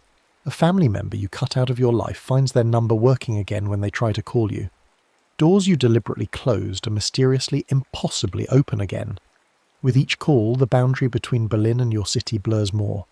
When you look at the wall's graffiti now, you see it overlaying memories of your subway corridor's peeling posters, the sound of hammers striking concrete echoes with the rhythm of subway rumbles. You're becoming untethered from both places, existing in some liminal space between them. The crowds can almost see you now. When you pass through someone, they don't just shiver, they jerk their heads, looking around as if they caught movement in their peripheral vision. You're becoming more real here, even as you try desperately to leave. The subway clock in your skull ticks faster, its rhythm accelerating toward alignment with your true present moment. There's a final synchronization point coming. You can feel it approaching like a wave about to break. One last moment when the symbolic barrier falls completely. A rumour sweeps through the crowd. Official demolition crews are coming. Not just people with hammers and chisels, but real equipment. Bulldozers, work crews, cameras. This will be the moment that makes every history book, the image that defines the night. You see the lights first, television crews setting up, floodlights even brighter than the permanent installations. Then you hear the engine, the heavy rumble of machinery moving through streets not designed for it. The crowd parts, and a bulldozer crawls into view, flanked by workers in hard hats and officials with clipboards. They mark a section of wall for removal, a huge symbolic piece right at the checkpoint. Cameras flash. The crowd on both sides swells. pressed together in anticipation. This is it. The defining break. You run back to the phone booth, your lungs burning even though you're not sure you're breathing real air anymore. The crowd's roar sounds muffled, like you're hearing it underwater. Everything has taken on a dreamlike quality, edges blurring, colours too vivid. You dial the payphone number one last time. The line is hot, buzzing with energy that makes the handset vibrate in your grip. Through the phone you hear both the dial tone and something else. Your own city's rain, traffic sounds, the ambient noise of your present waiting for you to return. The bulldozer's engine roars. The machine angles toward the marked section of wall. The crowd counts down, or maybe they're just screaming, the sound building to a crescendo. The blade hits concrete. The wall section tips, seeming to fall in slow motion. Dust blooms into the air, caught in the floodlights, like an explosion of stars. You time your word with the exact instant the concrete slams into the ground. Open! The phone booth implodes into darkness. Not gradually, instantly, like someone turned off the universe. Sound collapses into a single point and then expands again, but wrong, coming from directions that shouldn't exist. You feel barriers tearing, legal boundaries, emotional walls, geographic borders, fluttering around you like paper caught in a windstorm. For one impossible second you stand in both places simultaneously. The glass booth and the subway payphone alcove. Berlin's cheering thousands and your city's late-night emptiness. Past and present, there and here, collapsed into the same moment. Then the subway corridor snaps back into solidity around you. You stumble, catching yourself against the wall. The payphone hangs quietly on its cord. Its light steady and ordinary now. The handset is in your hand, dial tone humming. You slam it back onto the cradle with shaking hands. The marker plaque still says Berlin 09 and Nov 1989, but it looks older somehow, like a relic or historical marker that's been here for years. The scratched instructions are still visible, waiting for the next person to read them. Your clothes are soaked with rain again, your presence rain. The forgotten platform is exactly as you left it. Maintenance barriers still blocking the regular entrance. Fluorescent lights still buzzing overhead. But you feel different. Lighter. Like something that was weighing you down has been removed. You climb the stairs back to street level, and your city is wrong. Not obviously wrong, not apocalyptically different. Just subtly, undeniably altered in ways that make you question your memory. The fence around the park across from the subway entrance is gone. You remember it being there, chain-link topped with barbed wire posted with no trespassing signs. But now there's just an open lawn, people walking freely across it even at this late hour, and everyone acts like it's always been that way. You walk through your neighbourhood, cataloguing changes. The boundary markers between districts are gone or have been painted over. Neighbourhoods that used to have sharp reputations, this area rough, that area upscale, feel blended, their edges hazy. People who wouldn't have mixed before are in the same coffee shops, the same bars. You pull out your phone to check the transit map. The coloured fare zones you've navigated your entire life are gone. The map shows a simple, unified system. Single fare, no zones. In the corner, like a ghost layer beneath the current design, you can almost see the old coloured rings.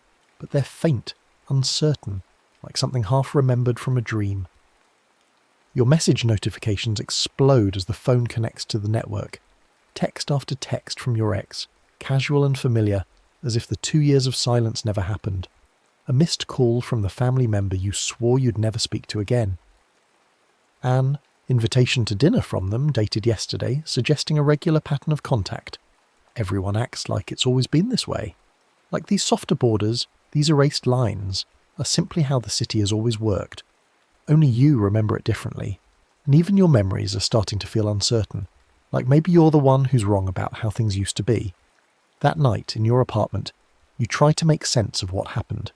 You write down everything you remember, trying to anchor the experience in words before it fades. But the more you write, the more dreamlike it becomes. Did you really travel back to 1989? Or did you have some kind of episode in the subway, and these changes to your city are just coincidence or your own confused perception?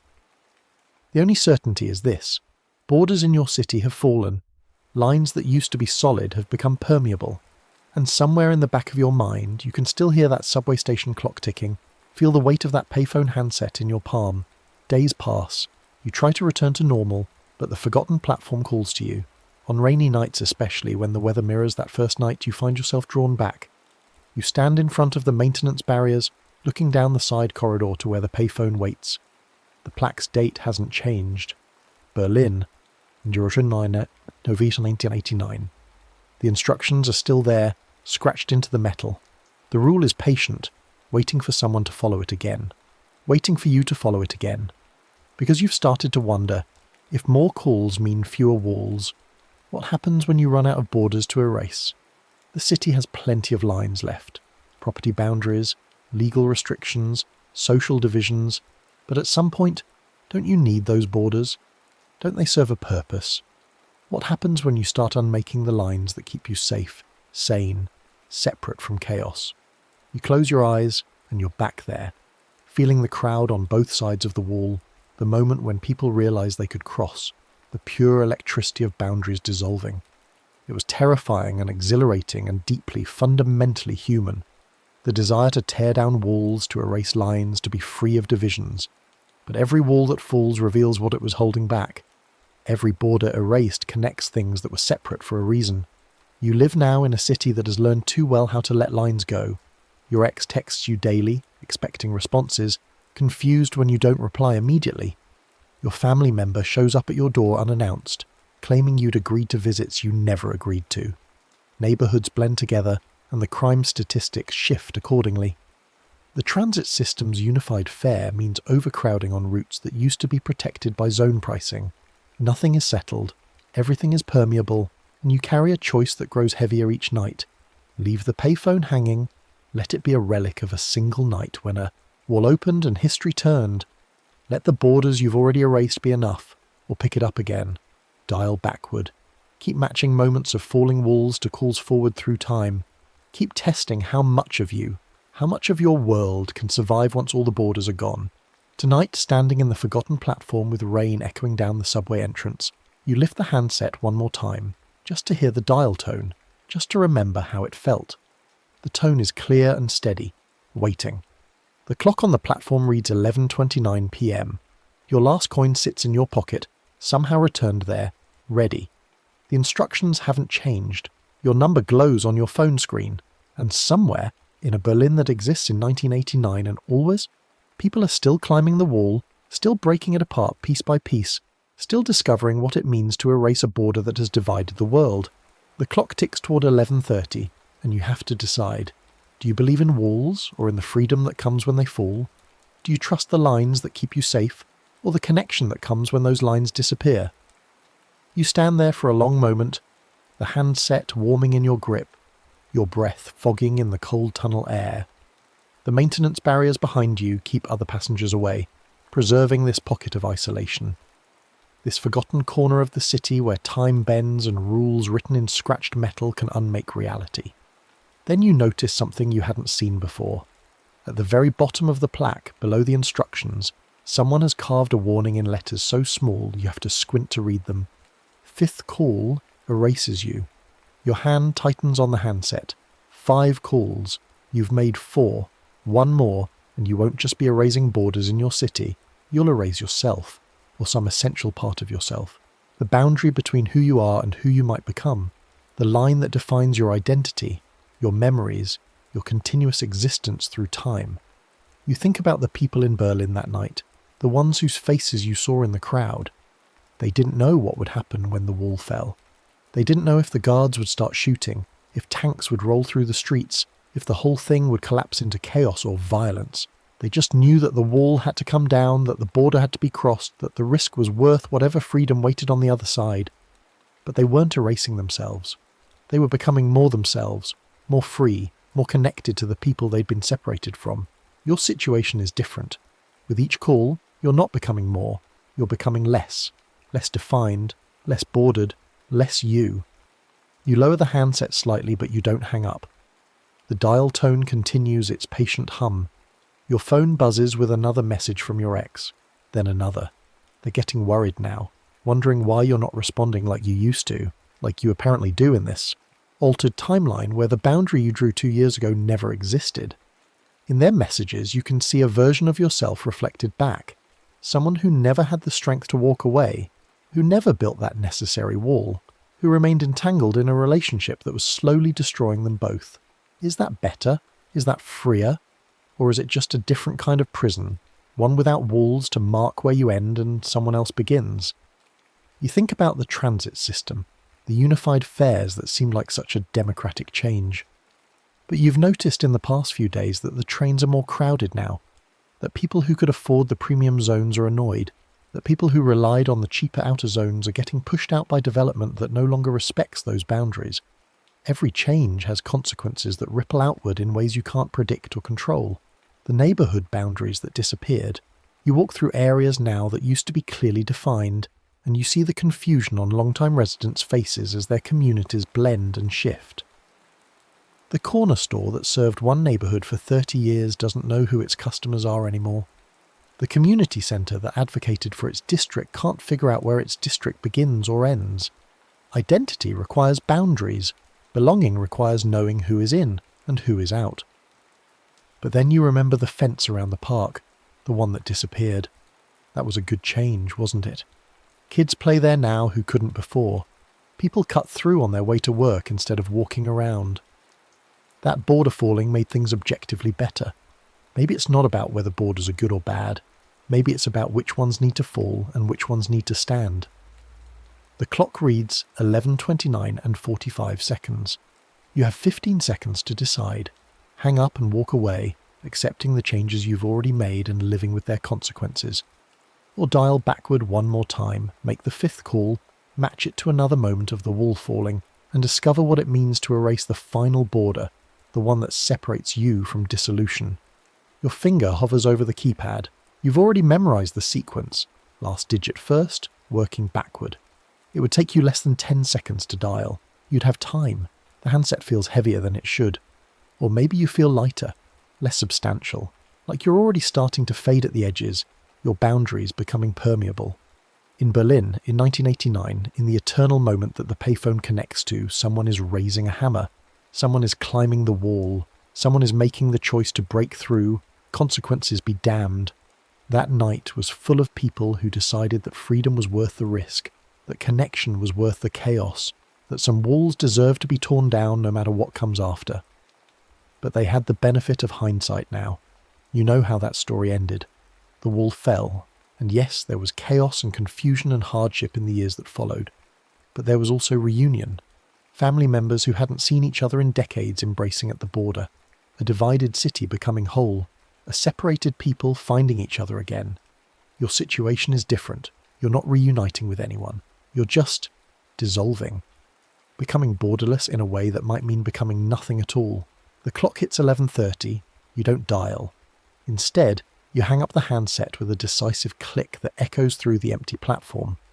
The dial tone cuts off. The payphone sits silent, waiting, patient.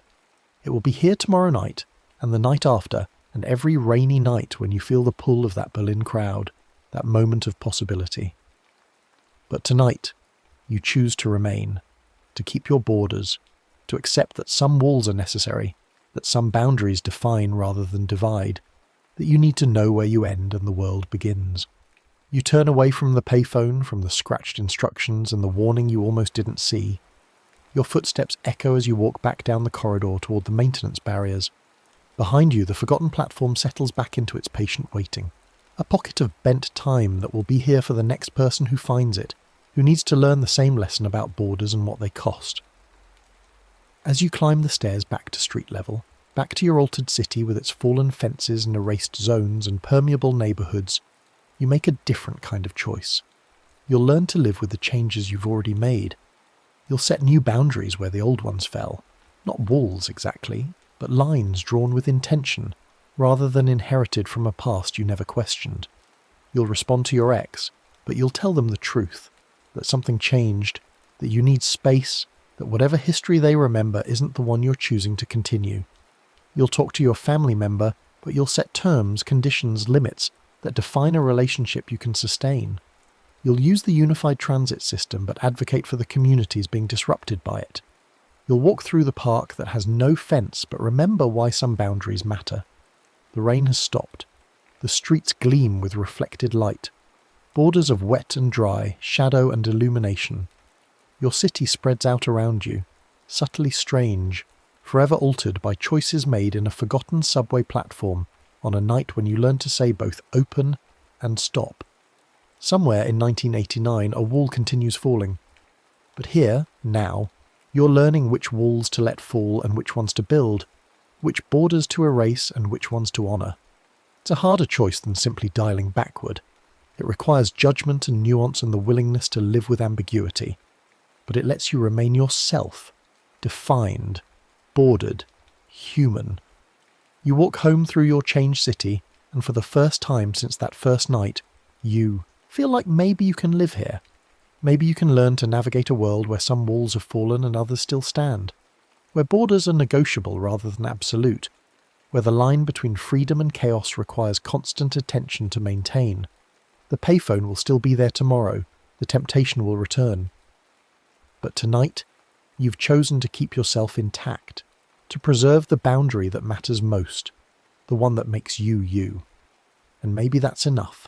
Maybe that's the real lesson the wall was trying to teach. Not that all borders should fall, but that we have to choose, consciously and carefully, which ones define us and which ones confine us. The rain starts again, soft and cold, and you let it wash over you as you walk, a living border between the dry warmth of your apartment and the wet night of the city, choosing with every step where you end and the world begins. The next story is about to begin. Please relax and enjoy. Rain needles sideways across your face as you climb the last metal ladder to the old broadcasting tower roof. Your fingers ache where they grip the slick rungs, and the wind tries to peel you backward into the dark. Lightning flashes behind the skyscrapers, turning the glass faces of downtown into a grid of white fire for one heartbeat, before plunging everything back into shadow. The city hum below, traffic, voices, the subway's distant rumble, feels muffled by thunder and wind, like you're climbing out of the world itself. At the centre of the roof sits a rusted satellite dish, its surface pocked with years of weather, cables snaking from its base into a weather-beaten shack that looks like it should have been condemned decades ago. Through a grimy window streaked with rain, you see a dusty CRT monitor flickering with static and a frozen title card in that retro NASA font. July 20th, 1969, Apollo 11 Live. You shoulder the shack's door open against the wind. Inside, the air is thick with dust and ozone, that electric smell that comes before lightning strikes too close. A big analog clock with a sweeping second hand hangs crooked on the wall, its tick audible even over the storm, counting toward 10:56 p.m. The monitor sits on a metal console crowded with old equipment, tape reels, patch cables, switches with labels worn to nothing. Everything looks like it was abandoned in a hurry sometime in the 70s and left to gather ghosts. You wipe dust off the monitor controls with your sleeve, revealing a row of buttons and a dial. The tape, or maybe it's a digital loop, you can't tell which, rewinds with a mechanical whine when you turn the dial backward, the audio garbling as it scrolls through the familiar broadcast. Mission control voices, call signs, the steady professional calm of people doing the impossible. Your finger hovers over the play button as thunder rolls nearer, close enough that you feel it in your ribs. That's when you notice the notes scrawled on the console in faded red marker, the handwriting urgent and slanted. Sync. Eagle has landed, circumdan, flash, plus 10:56, cam 15. Do not blink. You read it 3 times, passing the instruction like a recipe. Outside, the lightning is getting rhythmic, building towards something. The clock's second hand sweeps past the 12, beginning another minute. The audio on the monitor hisses and pops with the build-up to lunar landing, voices overlapping, Houston calling out numbers and confirmations. You piece it together slowly, testing the logic in your head. Time the playback so the words "Tranquility Base here, the Eagle has landed" hit exactly when lightning flashes outside, and the clock's second hand crosses 10:56:15 p.m. Keep your eyes on the screen. Don't blink. Don't look away. It sounds insane. It sounds like the instructions to a magic spell someone made up while high. But your hands are already moving, rewinding the tape again, listening for the exact placement of Armstrong's voice, counting, backward from the landing confirmation to figure out when to start the playback. The storm cooperates, settling into a pattern, flashes every 20 to 30 seconds, close enough to time, You try once and miss. The line lands a second early, Armstrong's voice cutting through with, "The Eagle has landed just before the lightning paints the roof white." For a moment nothing happens, then static thickens on the screen, crawling across the image like insects. Your skin prickles, every hair standing up the way it does when you're too close to high voltage. But the world doesn't tip. The monitor's image bends slightly. Your reflection in the curved glass warps, doubles for a moment like you're seeing yourself and a twin standing in the same spot, then snaps back to normal. The clock hand passes 10:56 Euros 15 with a loud dissonant tick, like a gear slipping inside the mechanism. You rewind and exhale, your breath shaking. This time, you listen closer to the NASA loop, to the thunder's rhythm building outside, to the clock's heartbeat ticking away the seconds. You wait for the lightning to gather itself, counting in your head, feeling for the pattern. Second attempt. You start the playback a heartbeat later, fingers white on the button. The seconds count down, and your pulse syncs with the clock. Or maybe the clock syncs with your pulse, you can't tell which. The phrase approaches through layers of static and distance. Tranquility base here. And lightning blossoms white across the roof, so bright it turns the shack's interior into an X-ray. Every shadow burned away, and the second hand kisses 10:56:15.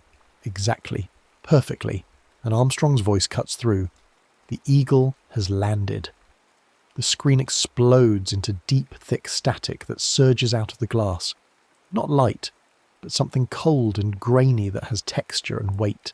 It pulls at you, pulls the room sideways like you're standing on a deck that's tilting. The thunder goes silent mid-boom, cut off so abruptly your ears ring with the absence. The hum of electronics morphs into a tight, high-pitched whine that drills into your temples. You feel the floor shift beneath your feet, wood and tar paper becoming metal, riveted and solid. The air turns dry and filtered, all the moisture sucked out in an instant, and gravity lightens. Not gone, but reduced, like you're wearing the weight of yourself differently. The static thins into dim, cramped interior light that flickers from instrument panels. You're standing in the Eagle, squeezed into the cramped cabin between panels and straps, and equipment you don't recognize but somehow know are critical. The space is impossibly small. You could touch both walls if you stretched your arms, and the ceiling is so low you instinctively hunch. Instrument panels glow with pale green numerals and blinking indicator lights, dozens of them, each telling a story you don't have the training to read. Paper checklists float slightly in the reduced gravity, tethered, with clips to keep them from drifting. The smell is distinct, metal and plastic and something chemical, air that's been recycled too many times mixed with the smell of men working hard in a confined space. Armstrong and Aldrin are there, not as images, not as recordings. There, real, three-dimensional, moving through their post-landing checklist with voices that carry the slight distortion of helmet speakers, even though their visors are up now. Armstrong's face is focused, controlled, that famous unreadable calm. Aldrin is animated by comparison, gesturing at instruments, consulting a checklist. Their voices overlap with mission control coming through on the radio, that slight delay that happens when signals travel from the moon to Earth and back. You try to move and discover you can. You take a step and Aldrin's shoulder passes through you, not like a ghost exactly, but like you're two layers of film projected over the same screen. Where he intersects your space, you feel a cold, fizzing sensation, like static on skin, and then he's past you, reaching for a switch, completely unaware. Through the small triangular window you see it.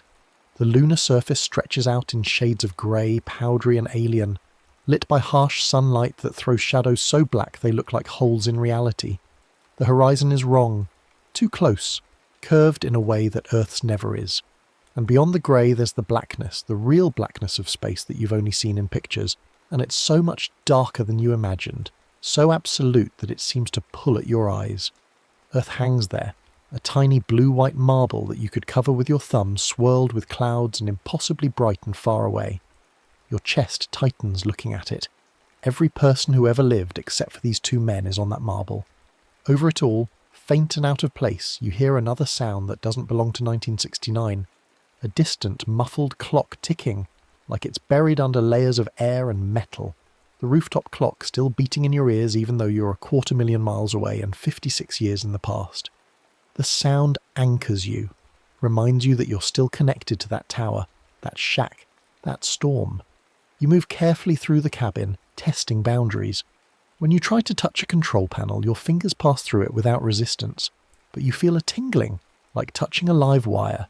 You can walk along the narrow gaps between equipment racks, around their shoulders, to the tiny window. Outside you can see the ladder extending down from the hatch, and beyond it the powdery regolith waiting for the first human footprint. The astronauts are discussing EVA prep now, running through procedures with Houston. Their movements are practiced, economical in the tight space. You realise you're anchored to the broadcast somehow, not just to this physical location. The audio you hear is both live, their actual voices centimetres from your ears, and a slightly delayed processed echo coming from Earth, the version being recorded and transmitted through that tower dish back in your time. The sounds layer over each other in a way that makes your head hurt if you focus on it too much. In a corner of the LM, mounted among other equipment, a small unit with a spinning reel flashes a tiny indicator light in a rhythm that almost, but not quite, matches the rooftop clock tick. You watch it for a while, trying to map the relationship. The lighthouse rhythm is close but drifting, like two metronomes that started together but are slowly moving out of sync.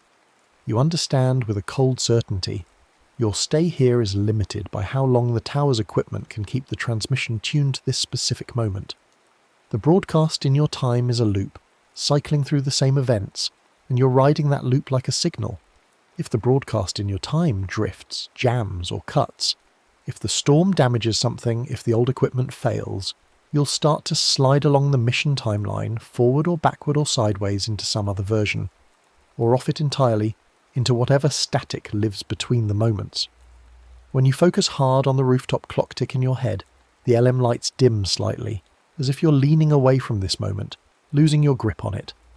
The sounds become more distant, the astronauts more translucent. When you focus instead on the astronauts' voices, on the immediate reality of the cabin, the rooftop tick recedes until it's barely audible under the hiss of the cabin air system. You practice this, learning to balance between the 2 points of attention, keeping yourself anchored in both times at once. Armstrong's at the window now, looking out at the surface. "Isn't that something?" he says quietly, almost to himself.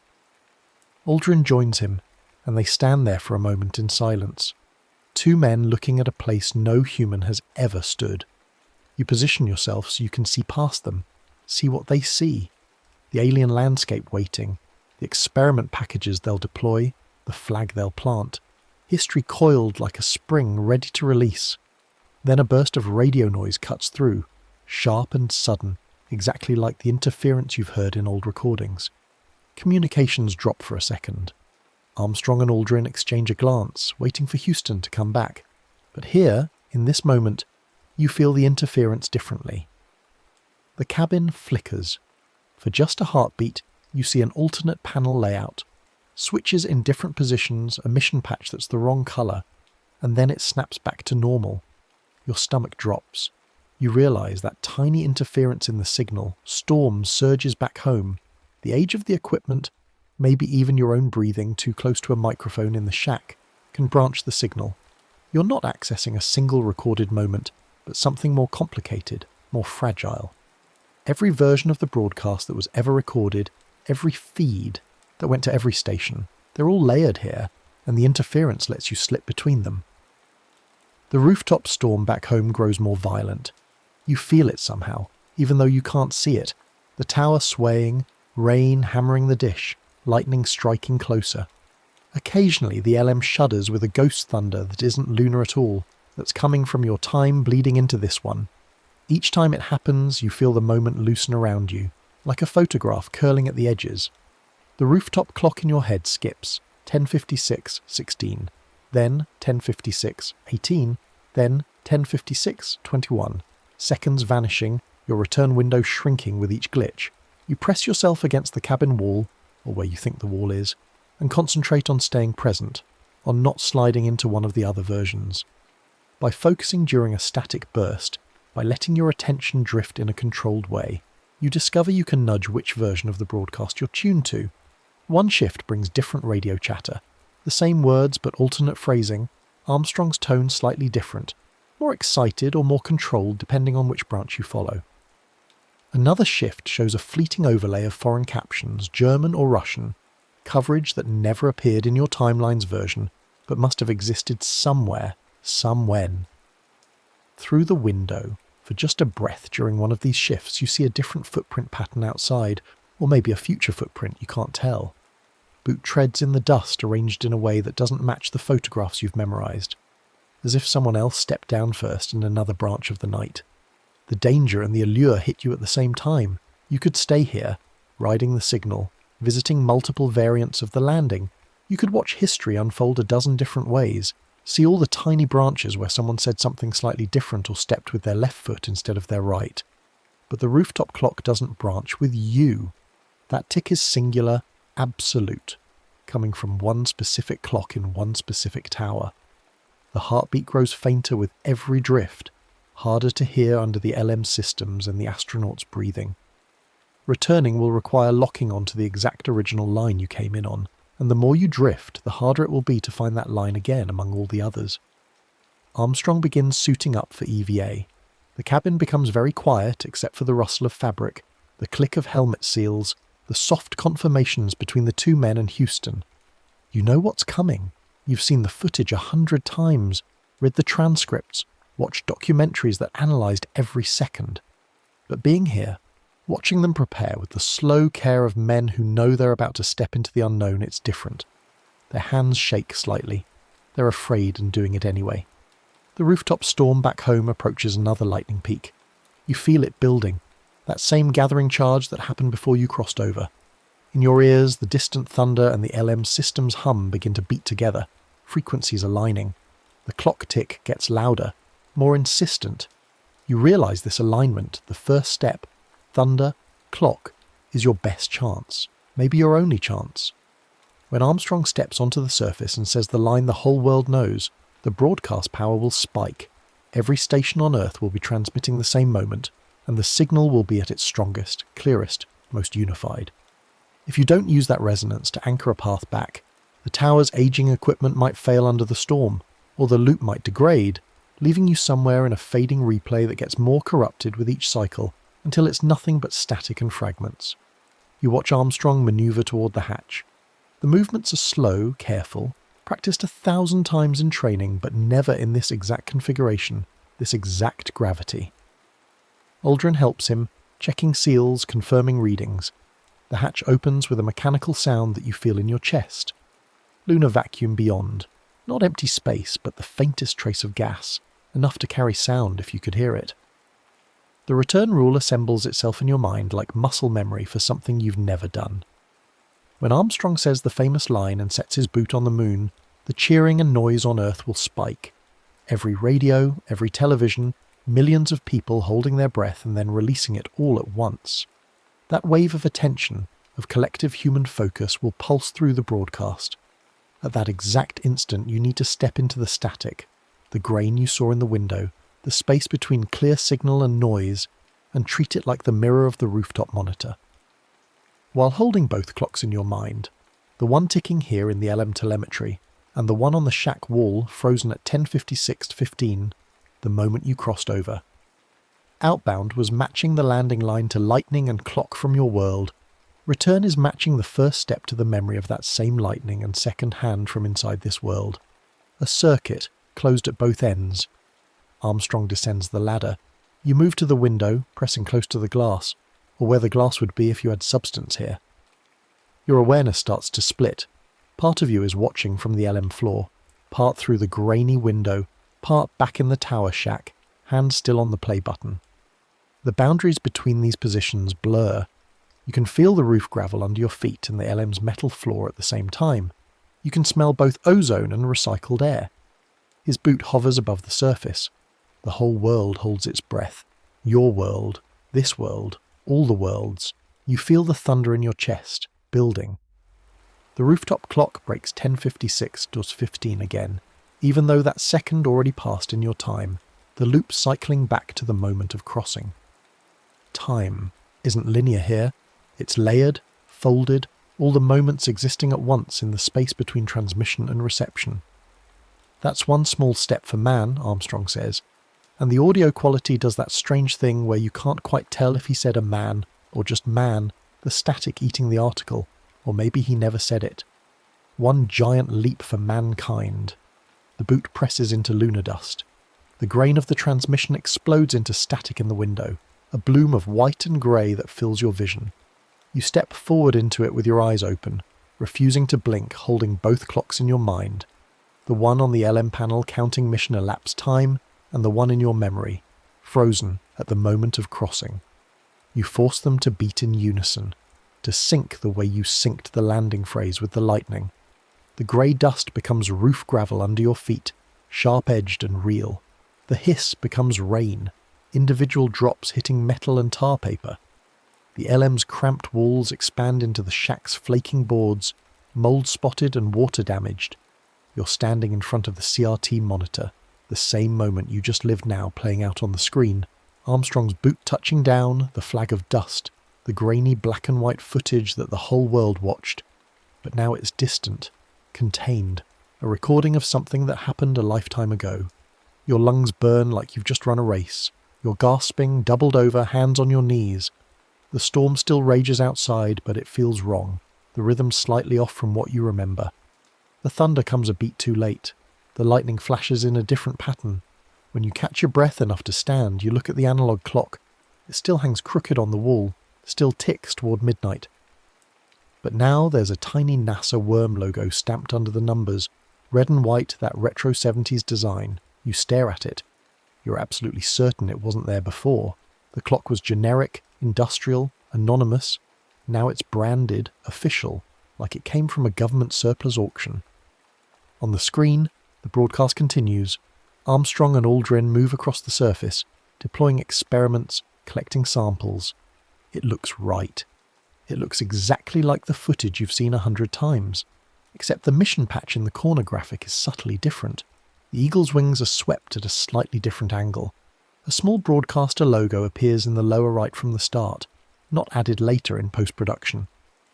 And when the famous quote replays, the closed caption reads, "One small step for a man, one giant leap for mankind."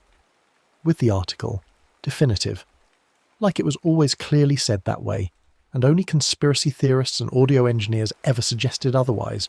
You fumble for your phone with shaking hands. The battery is almost dead, drained by something, though you had a full charge when you climbed the tower. The search results for Apollo 11 load slowly, over the weak signal. The first image is the mission patch, and it matches the one you just saw on the screen. Eagle wings swept at that slightly different angle. The quote in the top result includes the article without any annotation about controversy or static. The documentaries you find all confidently state that Armstrong said, "a man," and always did. The world insists it's always been this way. Every page, every video, every poster and textbook and memorial. The version you remember, the ambiguous audio, the missing article, the decades of debate, exists only in your head now. You've brought back a different moon landing, one where the transmission was slightly clearer, where history recorded itself with just a bit more certainty. You sit on the shack's floor, back against the wall, and stare at the monitor. The broadcast plays on, the loop cycling through the same 6 hours of coverage. The storm gradually weakens outside, thunder retreating into the distance. By the time dawn starts to grey the eastern sky, you're still sitting there, watching two men walk on a moon that might not be quite the same moon you learned about as a child. Nights afterward, when thunderstorms roll through the city, you feel an itch to climb back up the tower. The building management has posted new signs: danger, structural instability, and roof access prohibited. But the padlock on the access door is still broken. You could go up, you could try again, watch the landing from a different angle, tune into another variant, bring back a version where the flag doesn't blow in the non-existent wind, or where Aldrin steps out first, or where they speak different words that still somehow become immortal. You replay the landing footage at home, downloaded from YouTube, ripped from streaming services, pulled from a documentary torrent. Each time you watch, you feel a phantom sway, like the LM's gentle rocking under lunar gravity. Your inner ear insists you're moving even though you're still. Sometimes you close your eyes and you're back in that cramped cabin, watching history assemble itself from checklists and courage. The weirdest part is the moon itself. When it hangs low over the city, full and bright, you look at it, and something is wrong. The Maria, the dark patches that make the man in the moon face, are positioned slightly off from where you remember. The Sea of Tranquility is in the right general area, but its shape doesn't quite match your mental map. You've looked at the moon your whole life, learned the features, memorized the landing sites. Now your eyes slide off it like water off glass. Your attention can't decide which map is correct, the one in your memory or the one in the sky. You know the rule still works. The tower is still there, the dish still points at nothing, the shack still smells like ozone and age. The equipment still functions, held together by momentum and rust, and whatever strange physics lets a broadcast tower reach through time. Sync the landing words to lightning and the second hand, step through the static, and you can stand inside the moment where humanity first touched another world. But you also know the cost now. Each crossing leaves another fingerprint on your reality. Small logo, different phrase, altered textbook. You're eroding your own timeline, sanding it down like weathered rock, replacing the history you knew with versions that are almost but not quite the same. Do it enough times, and you might find yourself in a world where no one remembers the version of the moon you were born under. You'd be the only person walking around with memories that don't match any documentary, any photograph, any official record. You'd be a ghost from a timeline that no longer exists, living in a world that was never quite yours to begin with. Some nights you stand at your apartment window, looking up at the moon, wrong moon, right moon, you can't tell anymore, and you think about Armstrong and Aldrin up there, frozen forever in that moment of arrival, still working through checklists, still preparing for that first step, still standing at the threshold between what was and what would be. You could visit them again, watch them from different angles, from different broadcasts, through the eyes of different cameras that saw the same moment from slightly different perspectives. The rule is simple. The execution is just a matter of timing and attention, and willing yourself to believe that static can be a door. Lightning flashes over your city most summer nights. The clock still ticks toward 10:56 and 15 every night, crossing that threshold twice, once in the evening, once in the morning. The tower waits, patient as history, holding the signal in its rusting arms. You haven't gone back yet, haven't climbed the ladder in 3 weeks. But the itch is there, constant, like tinnitus or phantom limb pain. The knowledge that you could step sideways out of this moment and into that one, could watch the impossible become real over and over again in infinite variation. All you have to do is match the rhythm, landing to lightning to clock, and refuse to blink. The moon rises over the city tonight, and it's still wrong, still slightly off in ways you can't quite articulate. The Maria catch the light differently. The terminator between light and dark falls in an unfamiliar pattern. You look away before the wrongness makes you dizzy. Tomorrow maybe. Tomorrow if it storms, if the lightning builds to that same crackling peak, if the wind is right and the tower calls. Tomorrow you might climb back up, sync the broadcast one more time, step through the static into that cramped metal cabin where two men in bulky suits are forever preparing to make the first footprint in alien dust. You might bring back a version where things are clearer, where history recorded itself with more certainty, where the transmission came through perfect and unambiguous.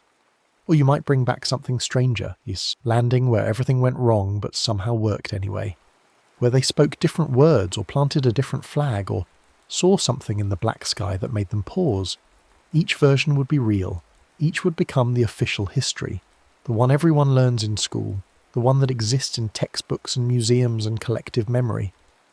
And only you would carry the ghost of all the other versions, all the other first steps, all the other moonscapes that might have been. The storm builds outside your window, lightning flickers between buildings, illuminating the city in freeze frames. You check the clock, almost 10:56, almost time. The tower waits, the moon hangs wrong in the sky, and somewhere in the static between transmission and reception, between the moment that was and the moment that could be, Armstrong and Aldrin are still there, forever preparing to step into history, while you decide whether to watch them do it again for the first time. The thunder rolls closer and you're already reaching for your jacket before you consciously decide to go. Your hands know what they're doing even as your mind tries to talk you out of it. It's dangerous. It's eroding your reality. Each crossing peels away another layer of the world you knew, replacing it with something that's almost right, but fundamentally alien in ways you can't explain to anyone else. How do you tell someone that the moon is wrong?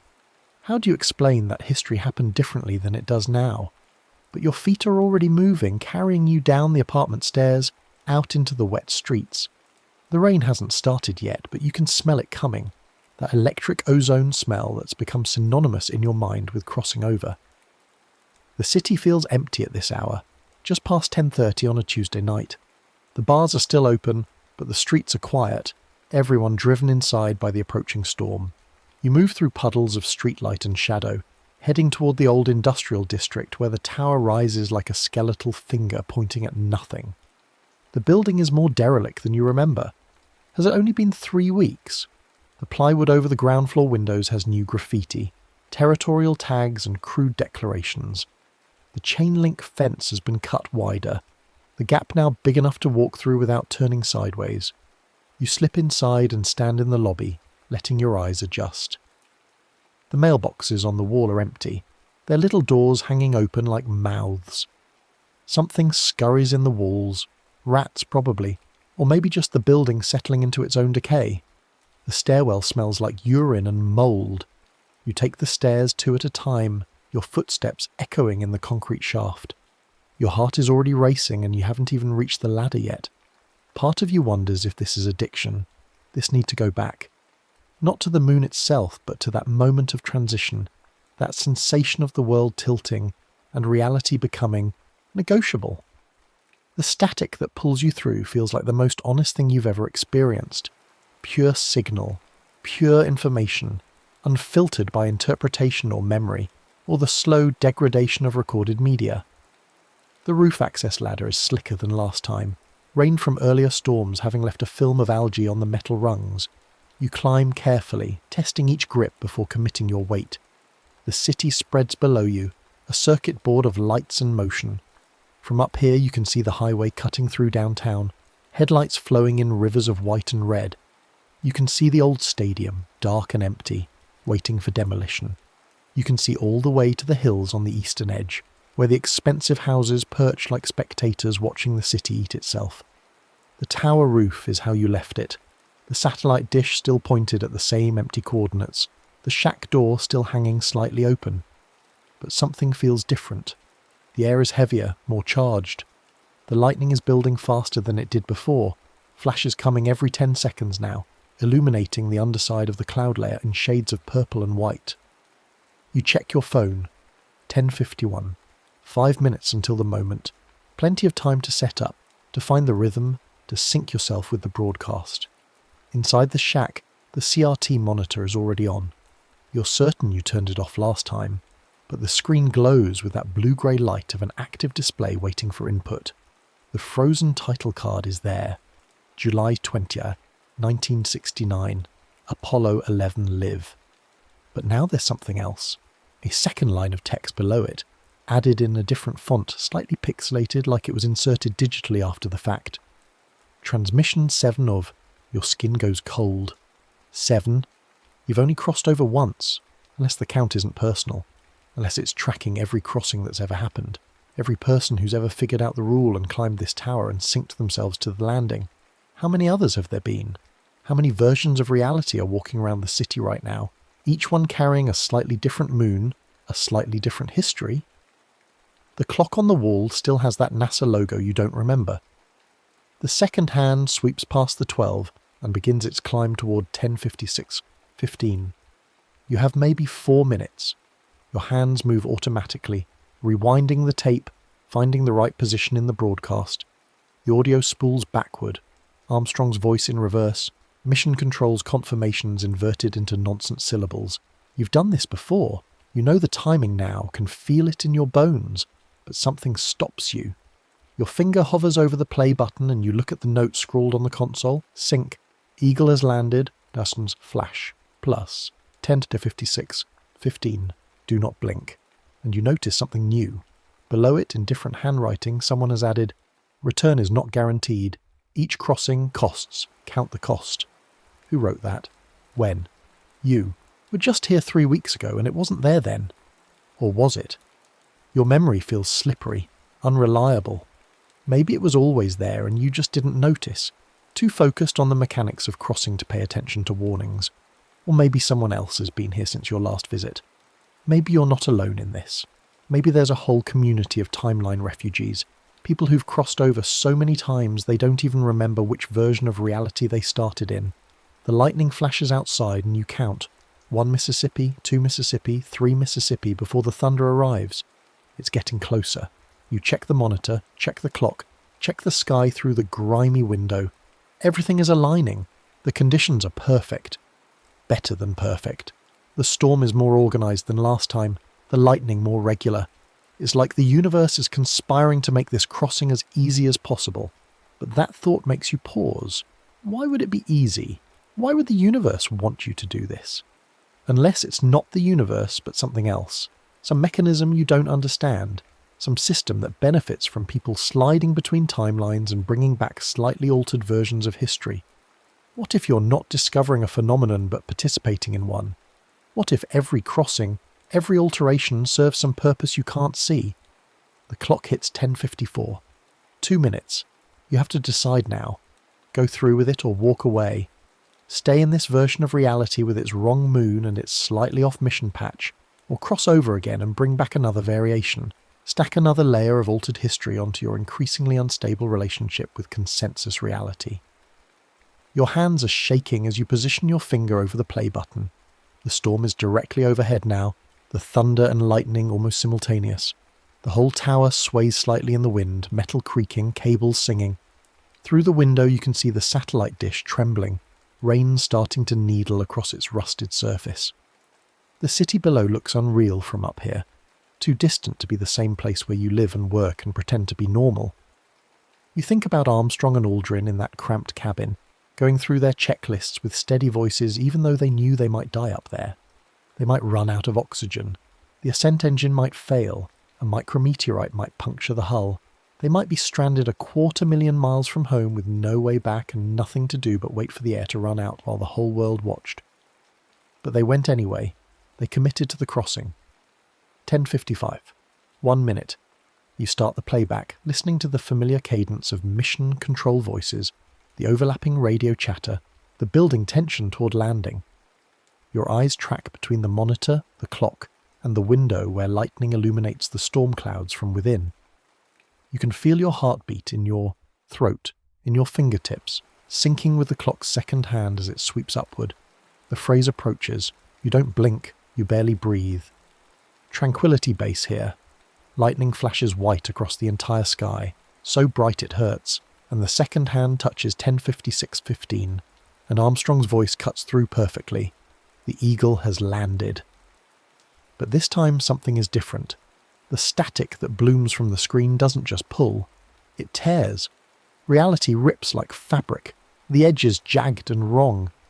You feel yourself being yanked forward not smoothly but in juddering frames, like a film with half the frames missing. The thunder doesn't cut off but fragments into overlapping echoes, each one from a slightly different storm.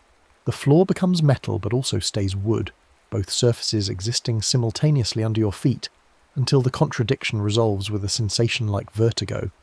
You're in the LM but it's wrong. The cabin is the same but different. Armstrong and Aldrin are there but their suits are a different shade of white, slightly more ivory than you remember. The instrument panels have additional switches, or maybe fewer. You can't tell because every time you try to focus on a specific control it shifts, flickers, stabilizes into a slightly different configuration. Through the window the lunar surface looks right, but Earth is in the wrong position, too high in the frame, or maybe the window itself is mounted at a different angle. Your head pounds with the contradictions. This isn't like last time. Last time the crossing was clean, the moment stable. This time it feels like you've arrived at a junction of multiple timelines, several versions of the landing occupying the same space. Armstrong's voice overlaps with another Armstrong's voice. Same words but slightly different intonation. Aldrin moves past you but you see 3 versions of him simultaneously, displaced from each other by inches, like a photograph of someone moving with a slow shutter speed. The rooftop clock in your head is ticking but it's irregular now, skipping and jumping. 10:56:15, 10:56:17, 10:56:14, 10:56:22. The rhythm is chaotic. You try to focus, to anchor yourself to one version of the moment, but every time you think you've stabilized, another surge of interference splinters the reality again. Through the window, you see the lunar surface and notice something that makes your stomach drop. There are footprints already, multiple sets, crisscrossing in patterns that don't match any mission you know. Some are boot prints like Armstrong's, but others are different, too large or too small, or with tread patterns that look wrong. And beyond those, further out near a crater's rim, you see something that can't be there. A second LM, this one painted with markings you don't recognise, sitting at an angle like it made a hard landing. This isn't just alternate history, this is convergence. Multiple timelines bleeding together, occupying the same moment. You've crossed over into a junction point where several versions of the landing are happening simultaneously, and your presence, your observation, is collapsing them into an increasingly unstable hybrid. Armstrong is at the hatch now, preparing to descend, but his movements are glitching. He reaches for a handle and his hand is there, then 6 inches to the left, then there again, like a video buffering. His voice comes through the radio in fragments, going to step. Now. One small. The famous phrase is breaking apart, arriving out of sequence. You realise with growing horror that you can't stay here. This moment is too unstable, too corrupted by interference. If you wait for the first step to make your return jump, you might end up anywhere, or nowhere, lost in the static between versions, a consciousness without a timeline to anchor to. But if you leave now, before the crossing completes, what comes back with you? What version of history do you drag into your reality when the moment itself can't decide what it is?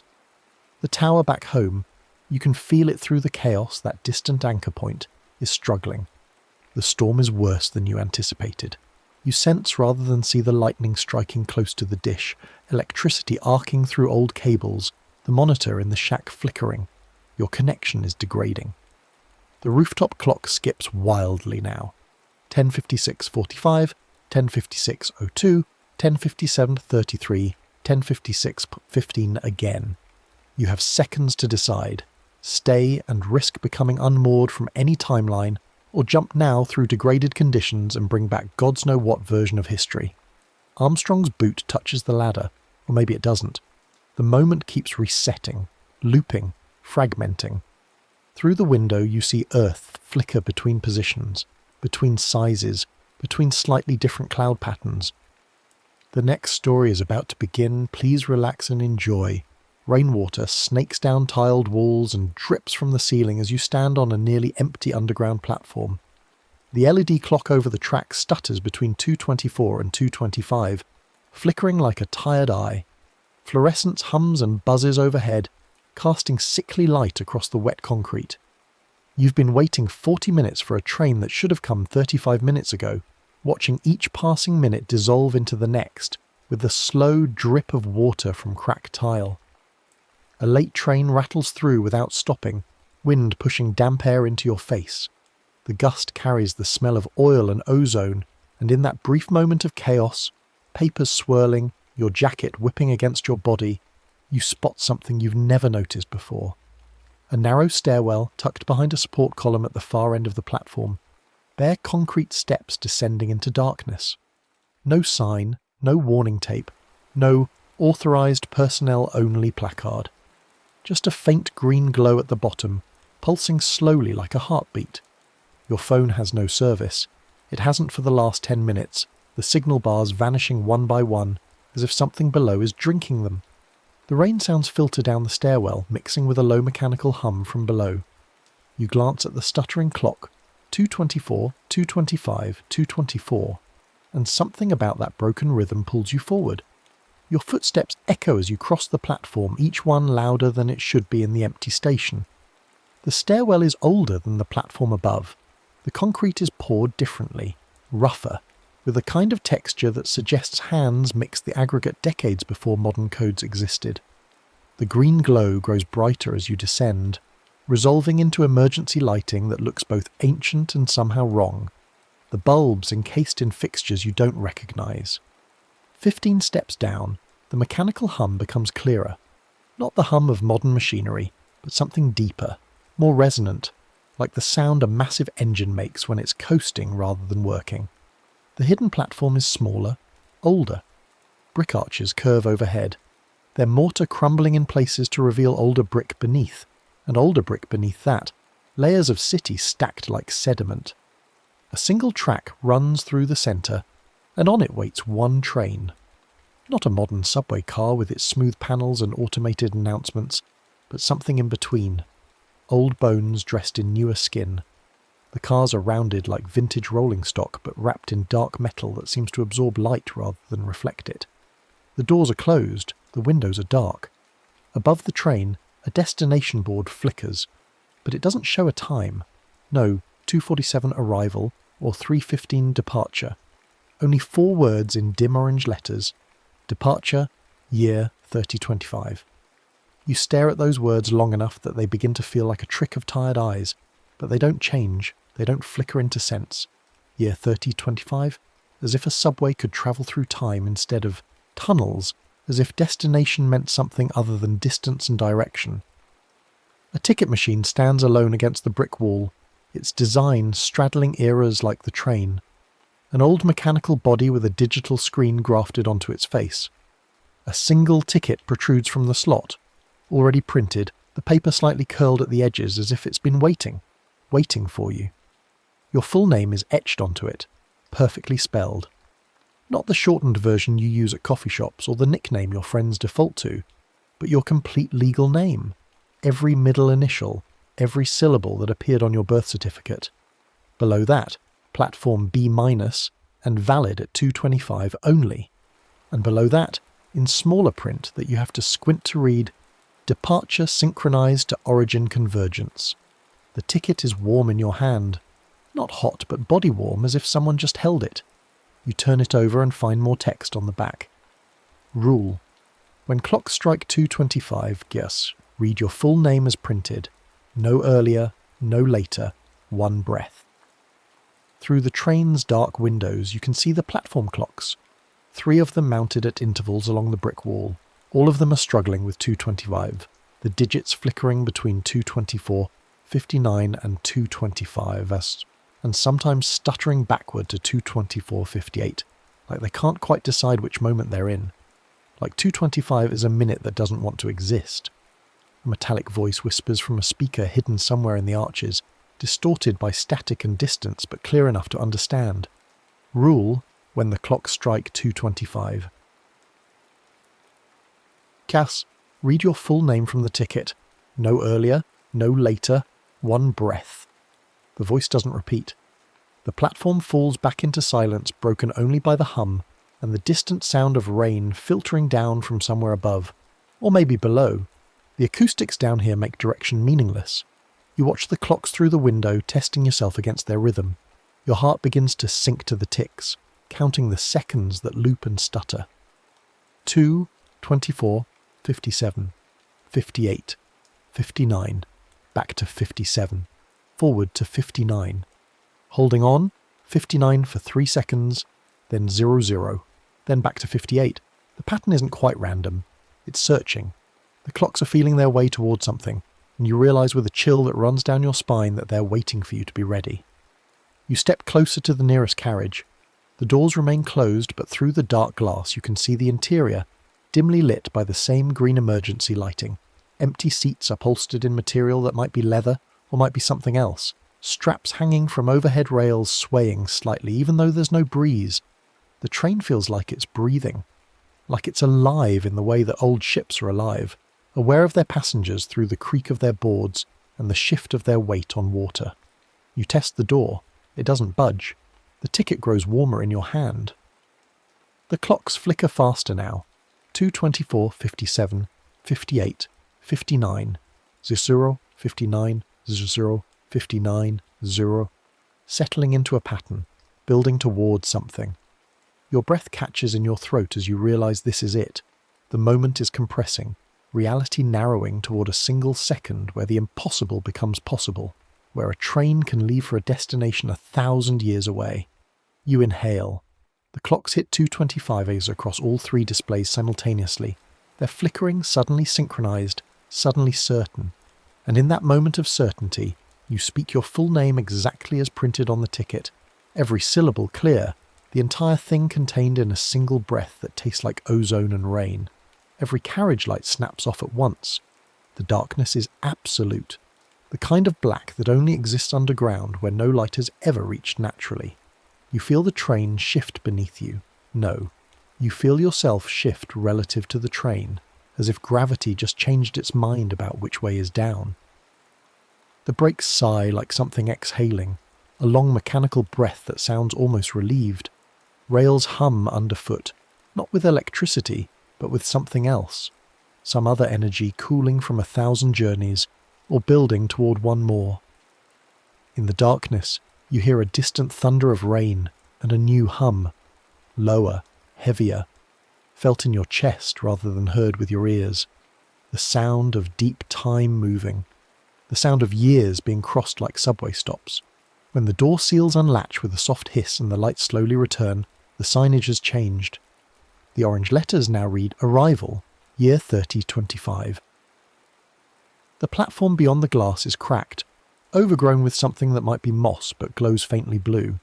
The brick arches are still there, but they're stitched with glowing conduits and pulsing filaments, old infrastructure kept alive by technology that didn't exist in your century. The doors open, you step out into year 3025. The hidden platform is now a ruin wrapped in tech. The brick and rusted steel you saw a moment ago, or 1,000 years ago, are still present, but they're networked now, connected by cables and light pipes that pulse with data or power or something in between. Catwalks hang overhead like spider webs made of cable, and you can see small devices scuttling along them, maintaining connections that keep this place functioning. The ceiling still leaks, but the water is caught mid-drip in thin blue stasis fields that hum softly. A city that patched gravity before it fixed the roof.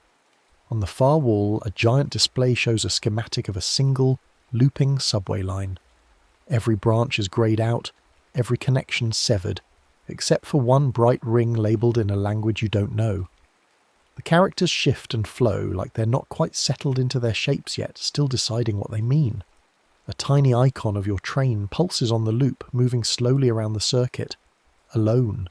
The last train on the last line beneath a city that no longer remembers your century. A maintenance drone trundles past.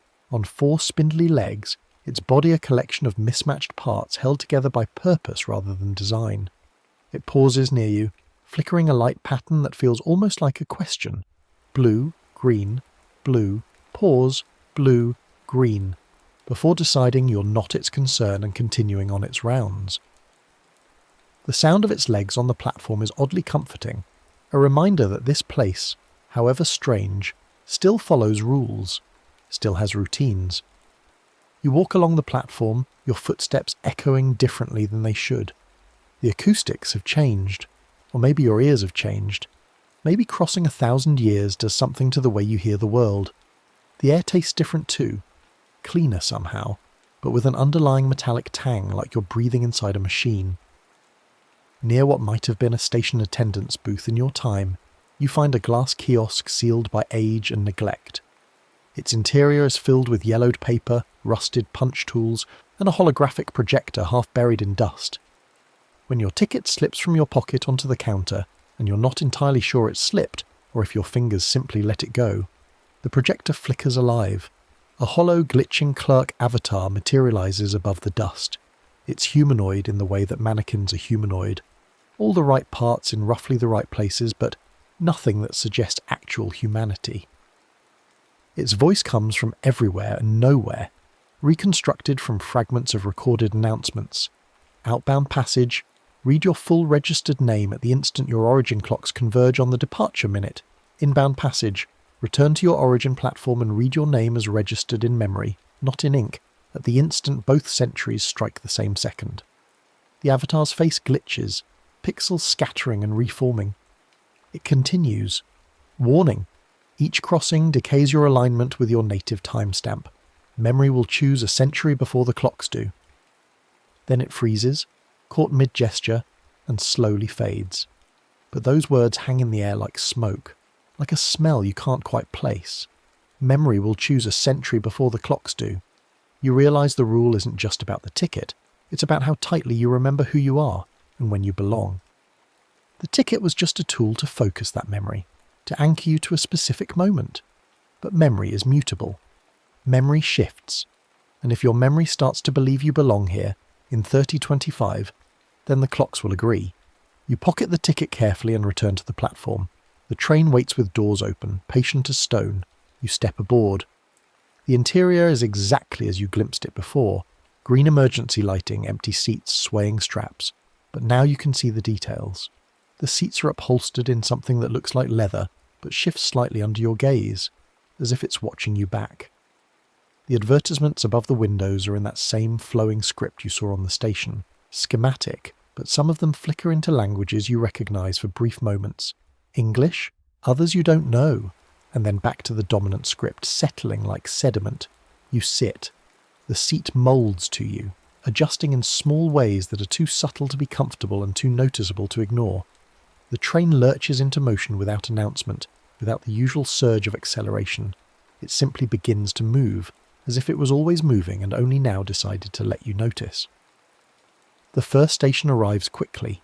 The doors whisper open onto a platform-turned-hydroponic farm, where bioluminescent vines climb old posters advertising movies you've never heard of and events that happened centuries ago or haven't happened yet. You can't tell which. The vines pulse with soft light, blue, green, purple, and you realise they're growing in patterns, deliberate arrangements that might be art or might be data storage or might be both. A single figure tends them in the distance, too far away to call out to, wearing something that might be a hazard suit or might be their skin. The doors close before you can decide whether to get off. The train moves on. The next station is a plaza station, its platform expanded into a vast space filled with holographic pedestrians, replaying a crowd that no longer exists. They walk their paths endlessly, checking phones that aren't there, greeting friends who are somewhere else in the loop, waiting for trains that will never come. The detail is perfect. You can see their clothes, their hairstyles, the brands on their shopping bags. They're from a dozen different eras, all mixed together in this frozen moment of movement. The greatest hits of human transit, preserved like insects in amber.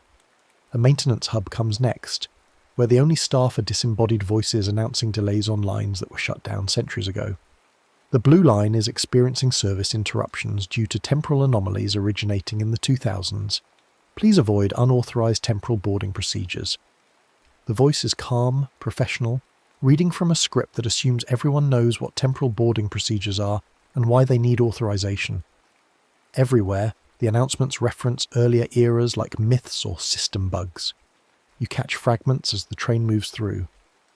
Legacy infrastructure from the 2100s being integrated with modern systems.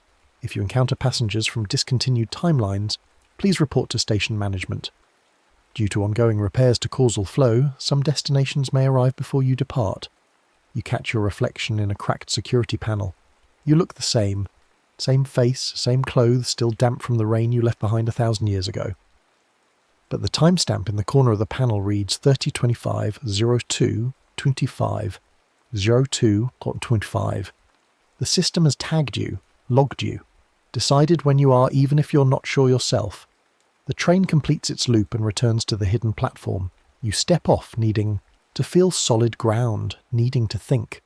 Your phone is in your hand before you realise you've reached for it.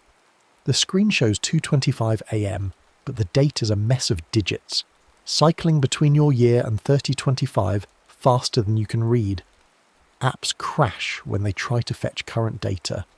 The weather app opens and closes and opens again, stuck in a loop of trying to tell you if it's raining in a century that doesn't have your city anymore, or has a different version of it, or has something else entirely where your city used to be. You try to call someone, anyone, but the phone doesn't even attempt to connect. It just displays no temporal anchor where the signal bars should be. A station AI, its interface projected onto a wall of ancient tile, notices your confusion. Welcome, registered commuter. How may I assist with your journey? Its voice is warmer than the Clark avatar, almost human, but with an edge that suggests it's performing humanity rather than experiencing it. I need to get back, you say. Back to my time, my year. Understood. You wish to return to home station. The interface ripples, displaying route options, but every route starts with home station unknown. The AI continues, unbothered by this impossibility. Please note that temporal routes require synchronized departure windows. The next available window occurs at the dual 225, approximately 47 minutes from current local time. Dual 225? The moment when both your origin timeline and this timeline experience 225 simultaneously, a convergence point. All temporal commuters are advised to board 10 minutes prior to ensure proper positioning. The interface flickers. Your temporal alignment is currently at 73%. Please remain aware of your origin identity to maintain viable return authorization. You look down at your ticket. The text blurs every time you look away and back, the letters of your name swimming briefly, rearranging into unfamiliar spellings. The first letter of your first name shifts to something that looks almost but not quite right. A character from that flowing script that resembles the letter you know, but carries a weight that feels wrong in your mouth when you try to pronounce it. What happens if my alignment drops too low? Insufficient alignment results in classification as a native temporal resident. You would be welcomed as a permanent member of the 3025 community. The AI's tone suggests this is a positive outcome. Many temporal tourists choose to stay. The integration process is smooth and well supported. That's not what I want. Preference noted. To maintain alignment, regularly recall details specific to your origin timeline, personal memories, sensory experiences, identity markers. The return rule requires you to speak your name from memory, not from documentation. Practice recommended. You close your eyes and speak your name aloud, the full version, exactly as you remember your parents saying it when they were proud of you or angry with you or just needed you to pay attention. Each syllable is a stone you can stand on, a marker that says, this is who I was, this is who I am. When you open your eyes, the ticket text is clearer. Not perfect, but clearer. The rain you hear is no longer just the storm from home. It's a layered sound now, past storm, future storm, and something like static between them, blending into a single ceiling of noise that seems to come from the walls themselves. The city above is crying, or the city below is weeping, or the space between centuries is leaking, and the sound of it fills every hollow space, until you can't tell if the rain is outside or inside or just in your head. You board the train again, needing to move, needing to understand the loop before you try to break it. The doors close behind you with a sigh that sounds almost disappointed. The train begins its circuit. This time you pay closer attention to the pattern. The loop takes exactly 40 minutes to complete. Each station is marked with a timestamp, not a clock time, but a date, a year, and you realise the stations are arranged chronologically. The hydroponic platform is from 2847. The plaza station with its holographic crowd is 2653. The maintenance hub is 3112. The loop doesn't follow spatial geography. It follows temporal geography, stops in time rather than space, and you're riding a train that treats centuries like crosstown distances. Station displays begin flashing sync window approaching, in those flowing symbols you inexplicably understand now. Not because you've learned the language, but because the longer you're here, the more this place settles into your perception as normal, as known as home. You feel your thoughts racing as if your brain is trying to keep pace with the clocks, trying to exist in two moments simultaneously. A recorded announcement plays through the carriage, the voice calm and mechanical. Passengers intending to return to their original chronological reference must be at hidden platform when the dual 225 strikes. Names must be clear and unfractured. Temporal Services reminds you that identity coherence is a passenger's responsibility. Safe travels through the years. You worry that your name, the anchor, is already starting to fracture. When you try to recall your address, you see two versions. The apartment you left from, and another place, cleaner, higher up, with windows that show a sky you don't recognise. When you try to remember your job, your mind offers you options like a multiple-choice question where all the answers feel equally true and false. The train completes another loop. 20 minutes until the dual 225, the hidden platform comes into view, and you force yourself to get off, to stand still, to remember. The platform has changed since you arrived, or you're noticing things you missed before, more conduits now, more warning signs in languages that shift between familiar and alien. The display with the loop. Schematic shows your train icon pulsing, and now it has a number beside it, 73%. Your alignment percentage displayed for anyone to see, or maybe just for you to see. Maybe the display is personal, a mirror for your memory. You pull out your ticket. Your name is there, but the letters are fighting themselves, trying to become something else. You close your eyes and remember. Remember being 5 years old and learning to spell your name for the first time, each letter a victory. Remember your first day of school, your name on the attendance sheet. Remember job applications and wedding invitations and that one barista who always spelled it wrong and you never corrected them because you were too polite or too tired. Remember every time someone said your name with love or anger or simple recognition. Remember who you are.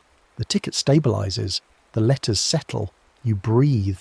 The clock over the track splits into 2 timers, one counting down to 2:25 in your origin year, one counting down to 2:25 in 3025.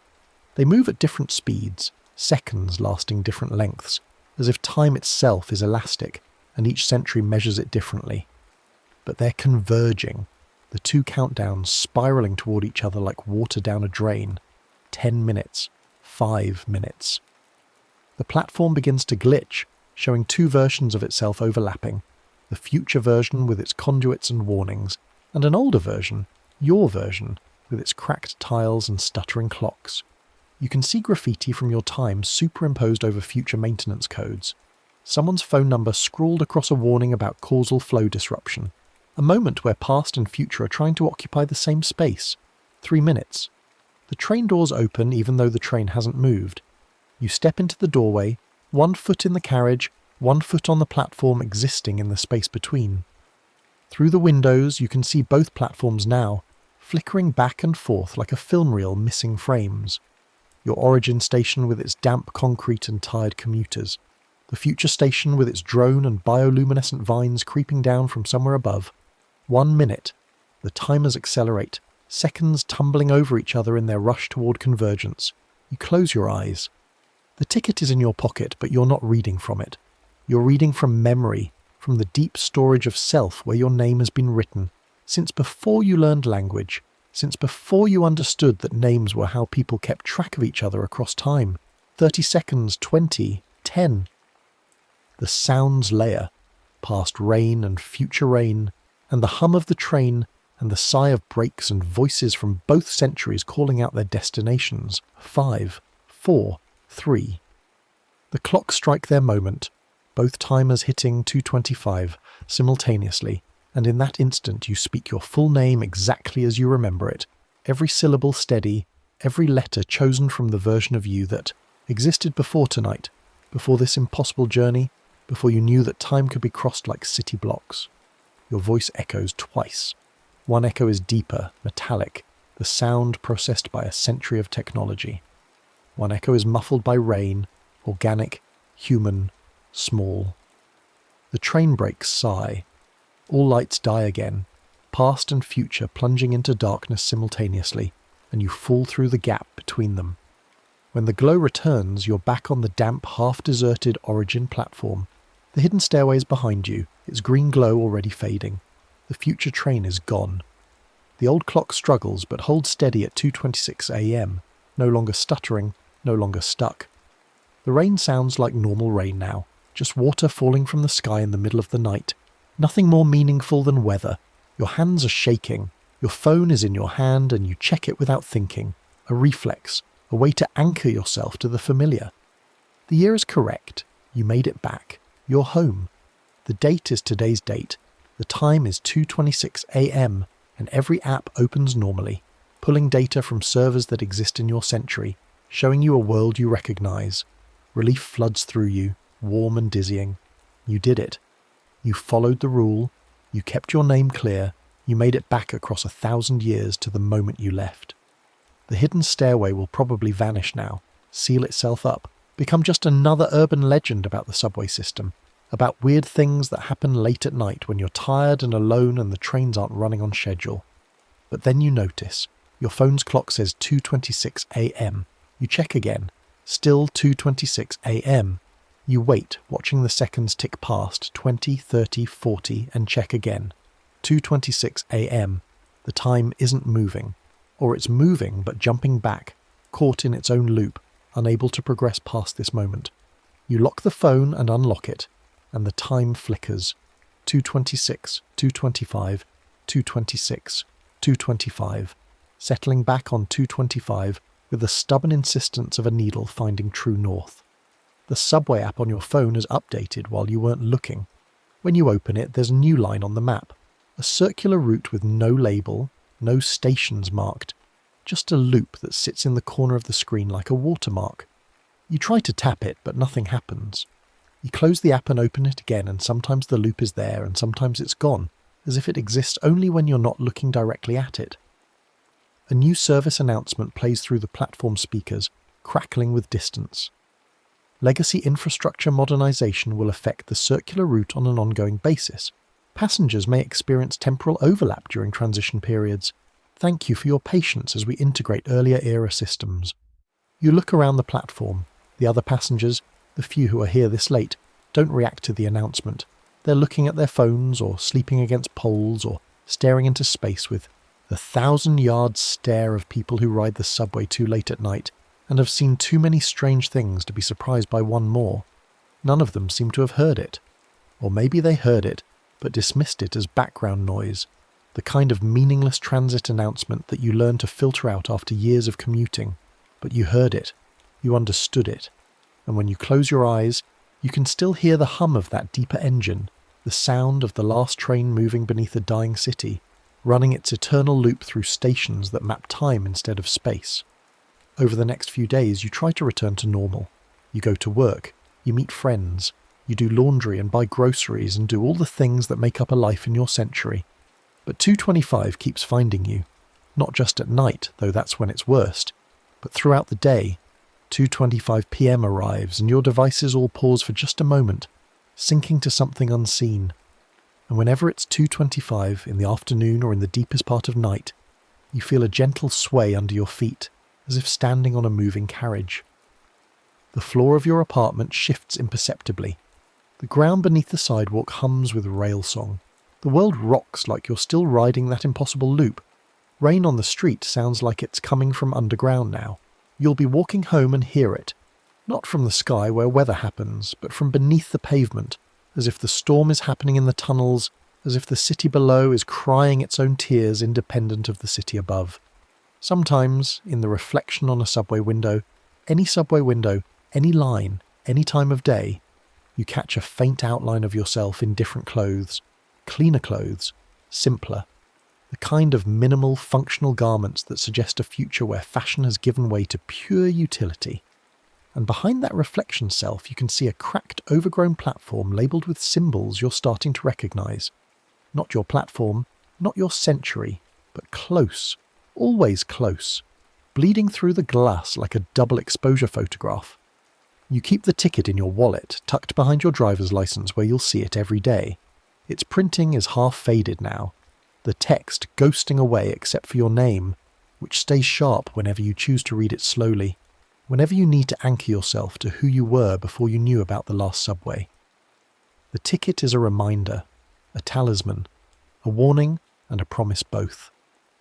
At night, when you doze off to the sound of rain and distant trains, you dream of loops, endless circles through time, stations that are museums and farms and plazas where crowds that no longer exist walk their eternal routes.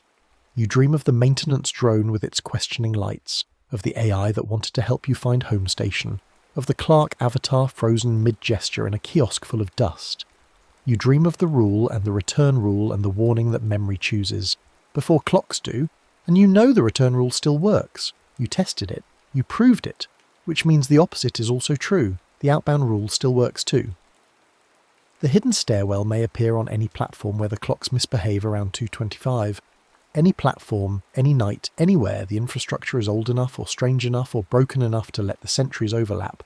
The last subway in year 3025 is still running somewhere below your city, waiting. The loop continues. The train makes its circuit through temporal stations, carrying passengers who may or may not know they're travelling through time instead of space. And every time the clocks converge on 2:25, a door opens, a choice presents itself.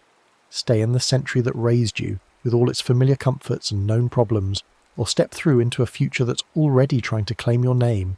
You check your phone. It's 2:25 a.m.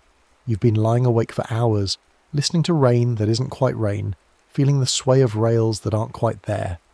Your apartment feels like a carriage sometimes, suspended between stations, and you can't tell if you're moving forward through your life or just circling the same loop over and over, counting the same stops in the same order, watching the same holographic crowds walk their eternal paths. Your name feels clear tonight, solid. You remember it exactly, but you also remember that other version of yourself you glimpsed in the window reflection, wearing different clothes, standing on a different platform, and you wonder, not for the first time and probably not for the last, how long you can keep both memories separate. How long before the version of you that belongs to 3025 starts to feel more real than the version that belongs to now? How long before memory chooses, just like the Avatar warned? The rain intensifies. Or maybe it was always this heavy and you're only now noticing. Somewhere below, impossibly deep, you hear the sigh of brakes in the dark. A train pulling into a station that exists in the cracks between centuries. Your ticket is warm in your wallet, the clocks are stuttering, and you know that if you wanted to, if you needed to, you could find that hidden stairwell again. You could descend into green light and mechanical hum. You could speak your name at the exact right moment and ride the last subway through the long years ahead, through the slow death of cities and the patient work of maintaining the final loop. The choice is yours. It's always been yours. But memory is tricky, and names are more fragile than they seem. And every moment you spend listening to that impossible train is a moment you're learning to hear the future as clearly as the past. The last subway is still running. The loop is still turning. And somewhere between 225 and 226, between now and then, between who you were and who you're becoming, a door remains open. You close your eyes. The sway continues. The rain falls up and down and sideways all at once. And you know that when you finally fall asleep, you'll dream of brick arches wrapped in glowing conduits, of water caught mid-drip in blue stasis fields, of a train that treats time like just another kind of distance to be crossed. You'll dream of coming home, and you won't be entirely sure which platform you mean. The next story is about to begin. Please relax and enjoy. The red time ball sits at mast peak, slick with drizzle that beads and runs down the copper roof below. Telegraph clicks filter through the window where you stand with a brass sextant raised, squinting through Thames haze at a sun reduced to a pale coin. The assistant calls 1 minute and you test your grip on the instrument, feeling the cold brass warm slightly under your palm. The placard by the yard gate reads, "Ball drops precisely at 1 p.m. Meantime," and you have memorized today's solar altitude from the Nautical Almanac, the number burned into your mind like a prayer. The rule came to you in fragments over weeks of research in maritime archives, pieced together from margin notes in a curator's ledger. Set the chronometer to the second at the drop, hold the sun to the correct altitude using the sextant, and as the ball passes half-mast, breathe once and do not blink. Because at that instant the mast becomes a hinge between noons, opening onto any year that shared this particular sky. You zero the chronometer against the yard regulator, its brass case cool and heavy in your left hand while your right keeps the sextant trained on the horizon mirage where Thames water meets fog. The equation of time adjustment is already calculated, the index error of the sextant corrected to the arc second. The yard quiets as the moment approaches, even the river traffic seems to hush, and then the ball twitches at the top of its mast. You align the sun's lower limb precisely on the artificial horizon, breathing slowly, and the ball begins its descent. At half-mast your breath catches involuntarily, and the air around you shears like silk being torn, a sensation of fabric ripping that you feel in your teeth. Sound thins to a whisper, the modern traffic noise bleeds away, and when you blink the yard is still there but older, subtly different in ways that accumulate as you look around. The same buildings frame the yard, but the uniforms are wrong, the trees are fewer and younger, the paint on the office doors is a different shade of institutional green. A captain in a navy coat checks his pocket watch and nods with satisfaction at the falling ball, speaking to a midshipman about the accuracy of the signal. Your phone vibrates in your pocket, and you pull it out fast, shielding it from view, and see that it now insists on displaying GMT with no option to change time zones, the menu simply gone from the settings as if it never existed. You pocket it quickly, pulse hammering, and the captain glances your way, but you've already turned to examine the chronometer, playing the role of an assistant checking instruments. The curator's ledger had mentioned calibration days scattered through the 19th century, when the ball was hoisted manually for testing, perfect anchor points for return attempts, and you had memorized a dozen dates. But the stakes crystallized only after that first crossing, when you returned to the present and found your kitchen lights dimming at exactly 1 o'clock every afternoon as if honouring some invisible drop, your laptop's clock stubbornly refusing to acknowledge daylight savings, and the bus schedule at the corner showing arrival times that had shifted by minutes toward GMT rounding. Each crossing pulls your present toward Greenwich time like iron filings drag toward a magnet, devices and infrastructure, and even your own circadian rhythm bending toward the prime meridian, and you begin to wonder how many jumps you can make before your entire life runs only on universal time, detached from the local rhythms of London's offset from the line. You test the range by repeating the procedure across different weather conditions, learning to read the sky like a manuscript. The sextant fixed at a particular altitude and the breath held at precisely half-mast will take you to any year when the sun matched that angle, through similar atmospheric conditions. The 1840s taste of coal smoke and navy wool, cannon fire thumping upriver from the tower, the telegraph not yet installed so the 1 o'clock signal goes out by semaphore, the 1920s crackle with wireless chatter, voices through static discussing shipping lanes and Greenwich pips transmitted by radio for the first time. There is a fog year you cannot quite pin down when the yard is all lamps and coughing, and the bull drops through such thick air it seems to fall in slow motion, and returning from that crossing you find your wristwatch in the present can no longer be set to any time except GMT, the crown simply spinning uselessly when you try to adjust it backward or forward. Weather becomes your first complication as autumn settles over the river and drizzle thickens to proper rain. The sun's edge blurs through water vapour, making it harder to hold the precise altitude needed for a clean crossing, and twice you mistime the breath and end up in the wrong decade. Once in the 1950s during a yard renovation when half the instruments are packed in crates. Once in the 1870s during a labour dispute when the ball drops 10 seconds late and you arrive disoriented into an argument about wages. Authority is the second problem when a custodian in a stiff uniform that makes him look like a beefeater begins questioning your repeated presence in the yard, asking to see credentials you do not have, and you bluff with talk of a calibration errand from the Royal Observatory, using technical language about index errors and chronometer rates, until his eyes glaze and he waves you through. The mechanics of the apparatus itself begin to fail, as the ball's hoist ratchet shows its age across your repeated visits to the same November afternoon, the pedal slipping on the drum so that one crossing misfires entirely and you slam back into the present without having moved, your head ringing and your vision doubled for an hour afterward. The personal costs accumulate like compound interest. After the second jump, your wristwatch will not leave GMT no matter how you adjust it. After the fourth, your kitchen lights dim at 1 o'clock daily as if the drop casts a shadow forward through time. After the seventh crossing, you wake hungry at 1300 hours sharp, every day regardless of when you last ate, your body convinced that 1 o'clock is the axis around which the day rotates. Your friends begin to complain that their devices are acting strangely when you visit, oven clocks shifting to British time, car dashboards displaying UTC instead of local hours, and you stop accepting invitations because you cannot explain what's happening without sounding unhinged. You decide to test whether altering a time signal might ripple forward and choose a specific noon from the archives. A notorious fog day in 1888 when multiple ships collided in the Thames because the time ball dropped late, the assistant having been drunk and the prism fogged, the signal going out nearly 2 minutes behind true Greenwich time. You align the sun precisely despite the thick air, the sextant heavy in your cramped fingers, and at half-mast you slip through into that chaotic noon with its smell of panic and wet rope. The assistant is indeed drunk, slumped against the wall, and the prism is badly fogged so the ball will drop late if no one intervenes. You help clean the prism with your sleeve and tighten the hoist mechanism, working quickly while the few people in the yard assume you belong there, and when the ball drops it is only half a second off instead of 2 minutes. You feel a deep satisfaction as you execute the return procedure at twilight, winding the chronometer forward and hauling the ball up by hand until your shoulders burn, then releasing it and stepping through the cable's clink back into the present. But the present has shifted. Public transit boards throughout the city now show arrival times nudged toward GMT minutes, rounding in ways they did not before.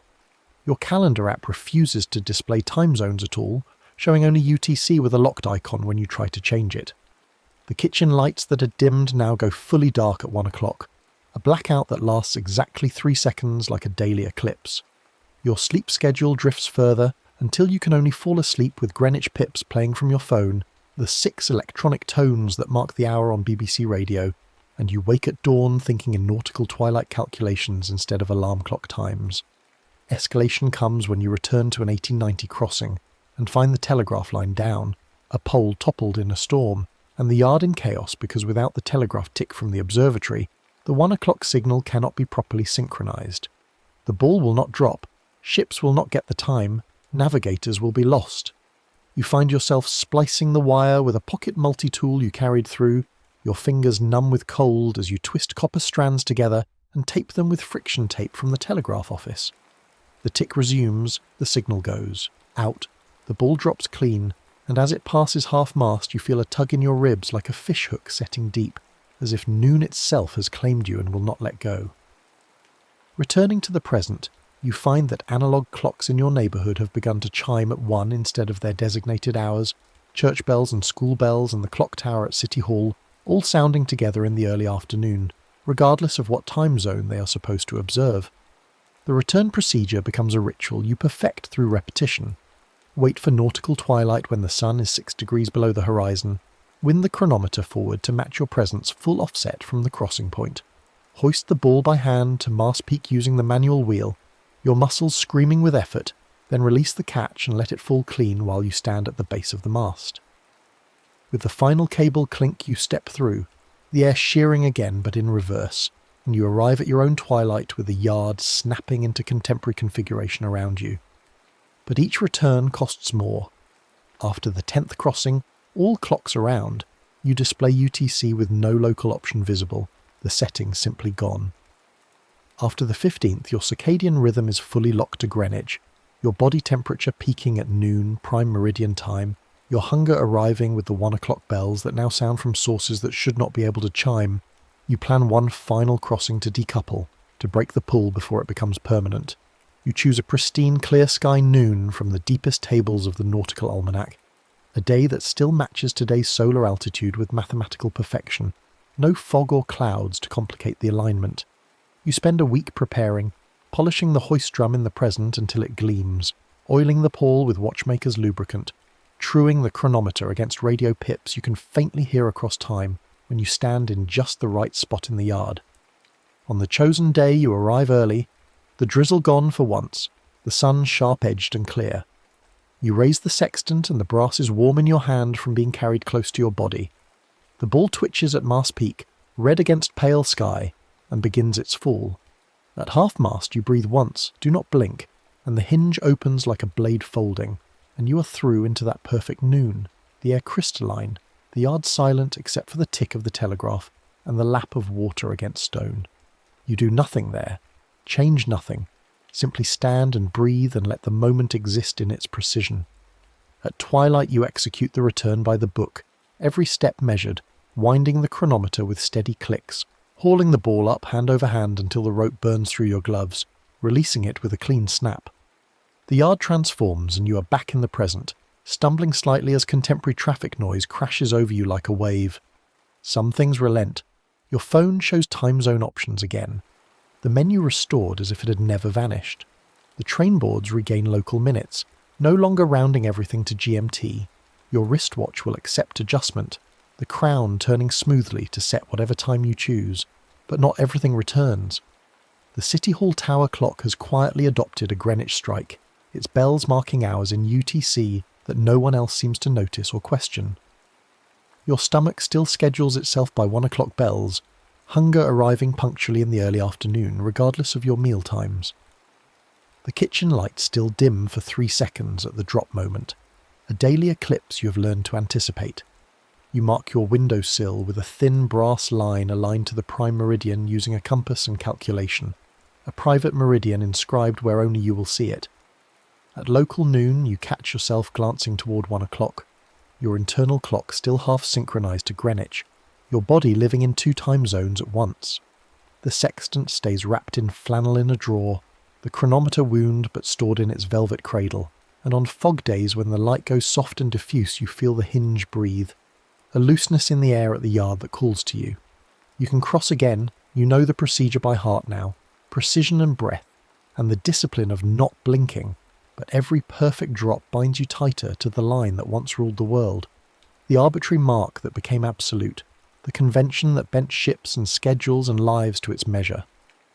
You stand at your window with tea going cold in your hand and watch the afternoon light, living on the prime meridian whether you cross again or not, time itself rewired around you like telegraph lines, humming with a signal only you can fully hear. The weeks after your final crossing settle into a rhythm that feels both familiar and alien, days measured by the gap between what your body knows and what the world expects.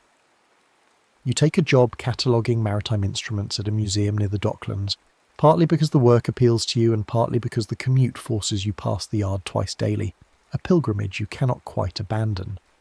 The other cataloguers notice your precision with chronometers, the way you can diagnose a regulation problem by the sound of the escapement alone, how you instinctively convert between mean time and apparent solar time without needing tables.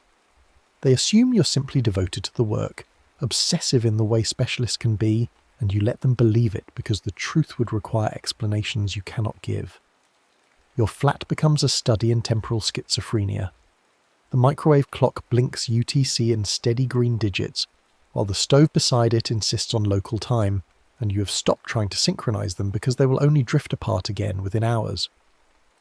The living room clock, an antique schoolhouse piece you bought at a market, chimes at 1 o'clock, regardless of where its hands point, the mechanism corrupted by proximity to you in ways you do not fully understand.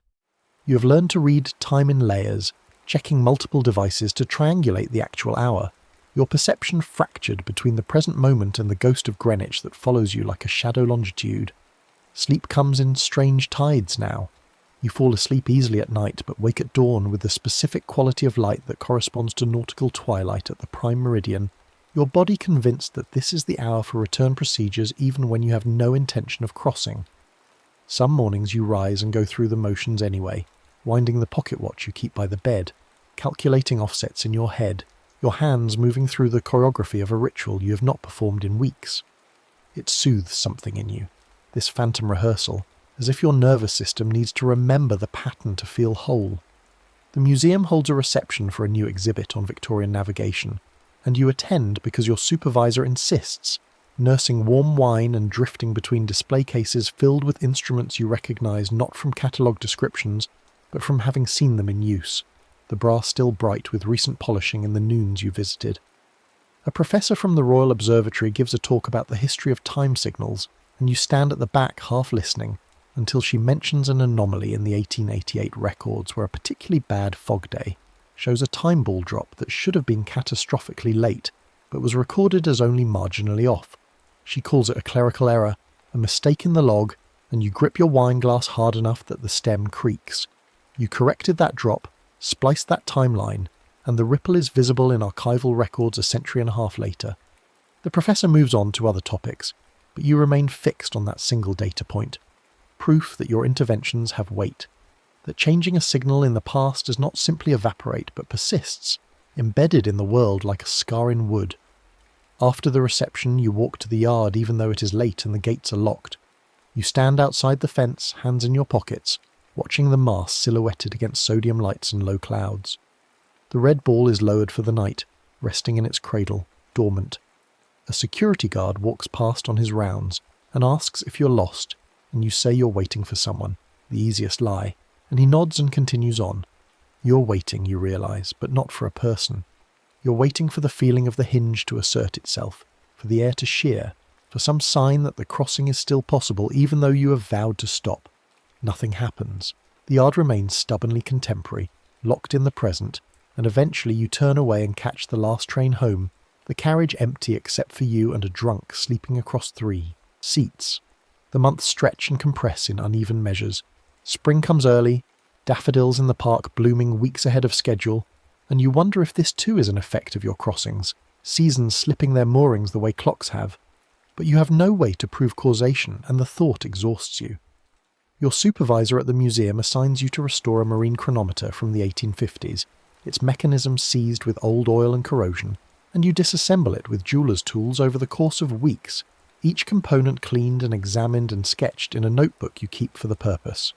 The balance wheel is cracked, and you fabricate a replacement, teaching yourself the mathematics of isochronous oscillation, the way period must remain constant regardless of amplitude. It is meditative work, hours passing in silence, except for the tick of your own breathing and the soft click of tools on brass. And when you finally reassemble the chronometer and set it running, its beat is so steady you can feel it in your chest like a second heartbeat synchronizing with your own. You test it against the radio pips one afternoon, the BBC's 6 tones marking the hour, and the chronometer is within a quarter second of true Greenwich time despite having been silent for a century and a half. Your supervisor is impressed, talks about your natural aptitude for precision work, suggests you consider training in conservation at a higher level. You nod and thank her, but you know the aptitude is not natural. It is learned through necessity, through hours spent in the yard with a sextant and a countdown, your body calibrated to the exact rhythm of mean solar time the way a compass is calibrated to magnetic north. The chronometer sits on your workbench ticking, and you leave it running after everyone else goes home, the sound filling the empty room like a whispered conversation between past and present. A letter arrives one morning, forwarded from an old address, postmarked from Greenwich itself. Inside is a single page of heavy stationery with the Royal Observatory letterhead, a note from an archivist you have never met. She has found your name in margin notes of the curator's ledger, the same ledger where you discovered the crossing rule. Your handwriting somehow presented entries from the 1890s describing adjustments to the time ball mechanism. She asks if you are a descendant of the original writer, interested in family history, and would you like to visit the archives to see the documents in person. You read the letter 3 times, hands shaking, because you never wrote in the ledger during your crossings. You were always careful to remain unobtrusive, invisible, a ghost in the mechanism. But the handwriting is unmistakably yours, the phrasing you would use, descriptions of problems you solved. The timeline has folded, your future actions recorded as past events, and the loop is tighter than you realized. You do not respond to the letter. Instead you take it to the yard one afternoon when rain keeps the tourists away and the gate is unattended. You stand at the base of the mast where the hinge always felt strongest, and you burn the letter with a lighter, holding it until the flame nearly reaches your fingers before dropping it to the wet pavement where it curls and blackens and disintegrates. The archivist's question dies with the paper, but the ledger entries remain, written in your hand decades before you were born, a closed loop of causation you cannot untangle. You feel the hook in your ribs again, that tug of noon claiming you, and you realize you're not just living on the prime meridian anymore, you are becoming part of its mechanism, a component in the system that measures and transmits time. That night you dream of the yard in a year you've never visited, sometime in the late 19th century during winter, snow on the roofs and ice in the river. You're hauling the ball up for a return procedure, but the rope is frozen stiff and the drum will not turn smoothly. The sun is already below the horizon, twilight fading fast, and if you do not release the ball in the next 30 seconds, you will be trapped in that noon forever, unable to return. Your hands slip on the icy rope, the ball rises by painful inches, and just as the last light drains from the sky, you reach the top and release the catch. The ball falls, the cable clinks, and you wake in your own bed gasping as if you have been holding your breath underwater. The clock on your nightstand reads 1 in the afternoon, though outside the window it is clearly 3 in the morning, and you realize you have lost time. Hours gone missing the way they do when the hinge breathes too close. You start keeping a journal, not of your days, but of discrepancies, moments when time behaves strangely in your proximity. The coffee shop where you stop most mornings serves you a drink that is somehow still hot from an order you placed the previous day, the barista confused about whether you already paid. A meeting at the museum that you remember attending is rescheduled, and your supervisor insists it never happened yet, though you have notes from the discussion in your notebook. The train you take home arrives at the station before it departs from the previous stop according to the digital boards, and other passengers notice, filming it on their phones, a minor glitch that makes local news before being dismissed as a software error. You are leaking, you realise, your temporal distortion no longer contained to clocks and schedules but affecting events, causation itself becoming unreliable in your vicinity. The curator's ledger haunts you, and you return to the museum's archives late one night, using your staff key, pulling the fragile volume from its climate-controlled case. The margin notes are there in your handwriting, describing repairs and adjustments you will make, have made, are making in some conjugation of tense that English cannot properly express. One entry describes a crossing to January 1895 to replace a worn cable before it snaps during a critical drop, preventing a disaster that will otherwise kill the assistant on duty. The entry is dated 6 months from now in your personal timeline, but the event it describes is already past in history, already happened, and you understand with cold certainty that you're going to make that crossing, have no choice but to make it, because the timeline has already recorded your presence there. You're trapped not by the mechanism but by your own future actions, a loop of obligations stretching forward and backward from the moment you first learned the rule. You close the ledger carefully, reshelve it in its case, and lock the archive room behind you. Walking home through empty streets, you try to imagine a life where you never found the margin notes, never learned the procedure, never raised the sextant at that first half-mast drop. But the counterfactual will not hold because the ledger entries prove you were always going to cross, always going to bind yourself to Greenwich. The timeline requiring your participation, the way a lock requires a key. Free will becomes a question without meaning when past and future are a single surface folded over itself. Your choice is already made from a perspective you have not yet reached. The winter solstice arrives, and with it the longest night. Darkness stretching from afternoon through morning in a grip that feels appropriate to your situation. You take the sextant from its drawer for the first time in months, unwrap it from the flannel, and the brass is cold enough to burn your palm. At noon you stand at your window with the instrument raised, sighting the low winter sun through glass streaked with condensation, and you hold the altitude steady just to remember the sensation, the weight of precision in your hands. The sun crosses the meridian, local noon sliding past 1 o'clock Greenwich as it always does, and for a moment the light in your flat shifts, brightens, the hinge breathing audible as a high ringing in your ears. You do not blink, barely breathe, the moment extending like molten glass, and then it passes and the light returns to normal, and you lower the sextant with hands that shake from more than cold. You can still cross. The hinge remains open to you, the mechanism accepting your calibration, and the knowledge sits in your chest like ballast. In 6 months you will return to the yard, will make the January 1895 crossing to prevent the cable disaster, because the ledger says you did and history requires your presence. But until then you have time, days that are your own even if their ultimate direction is already plotted.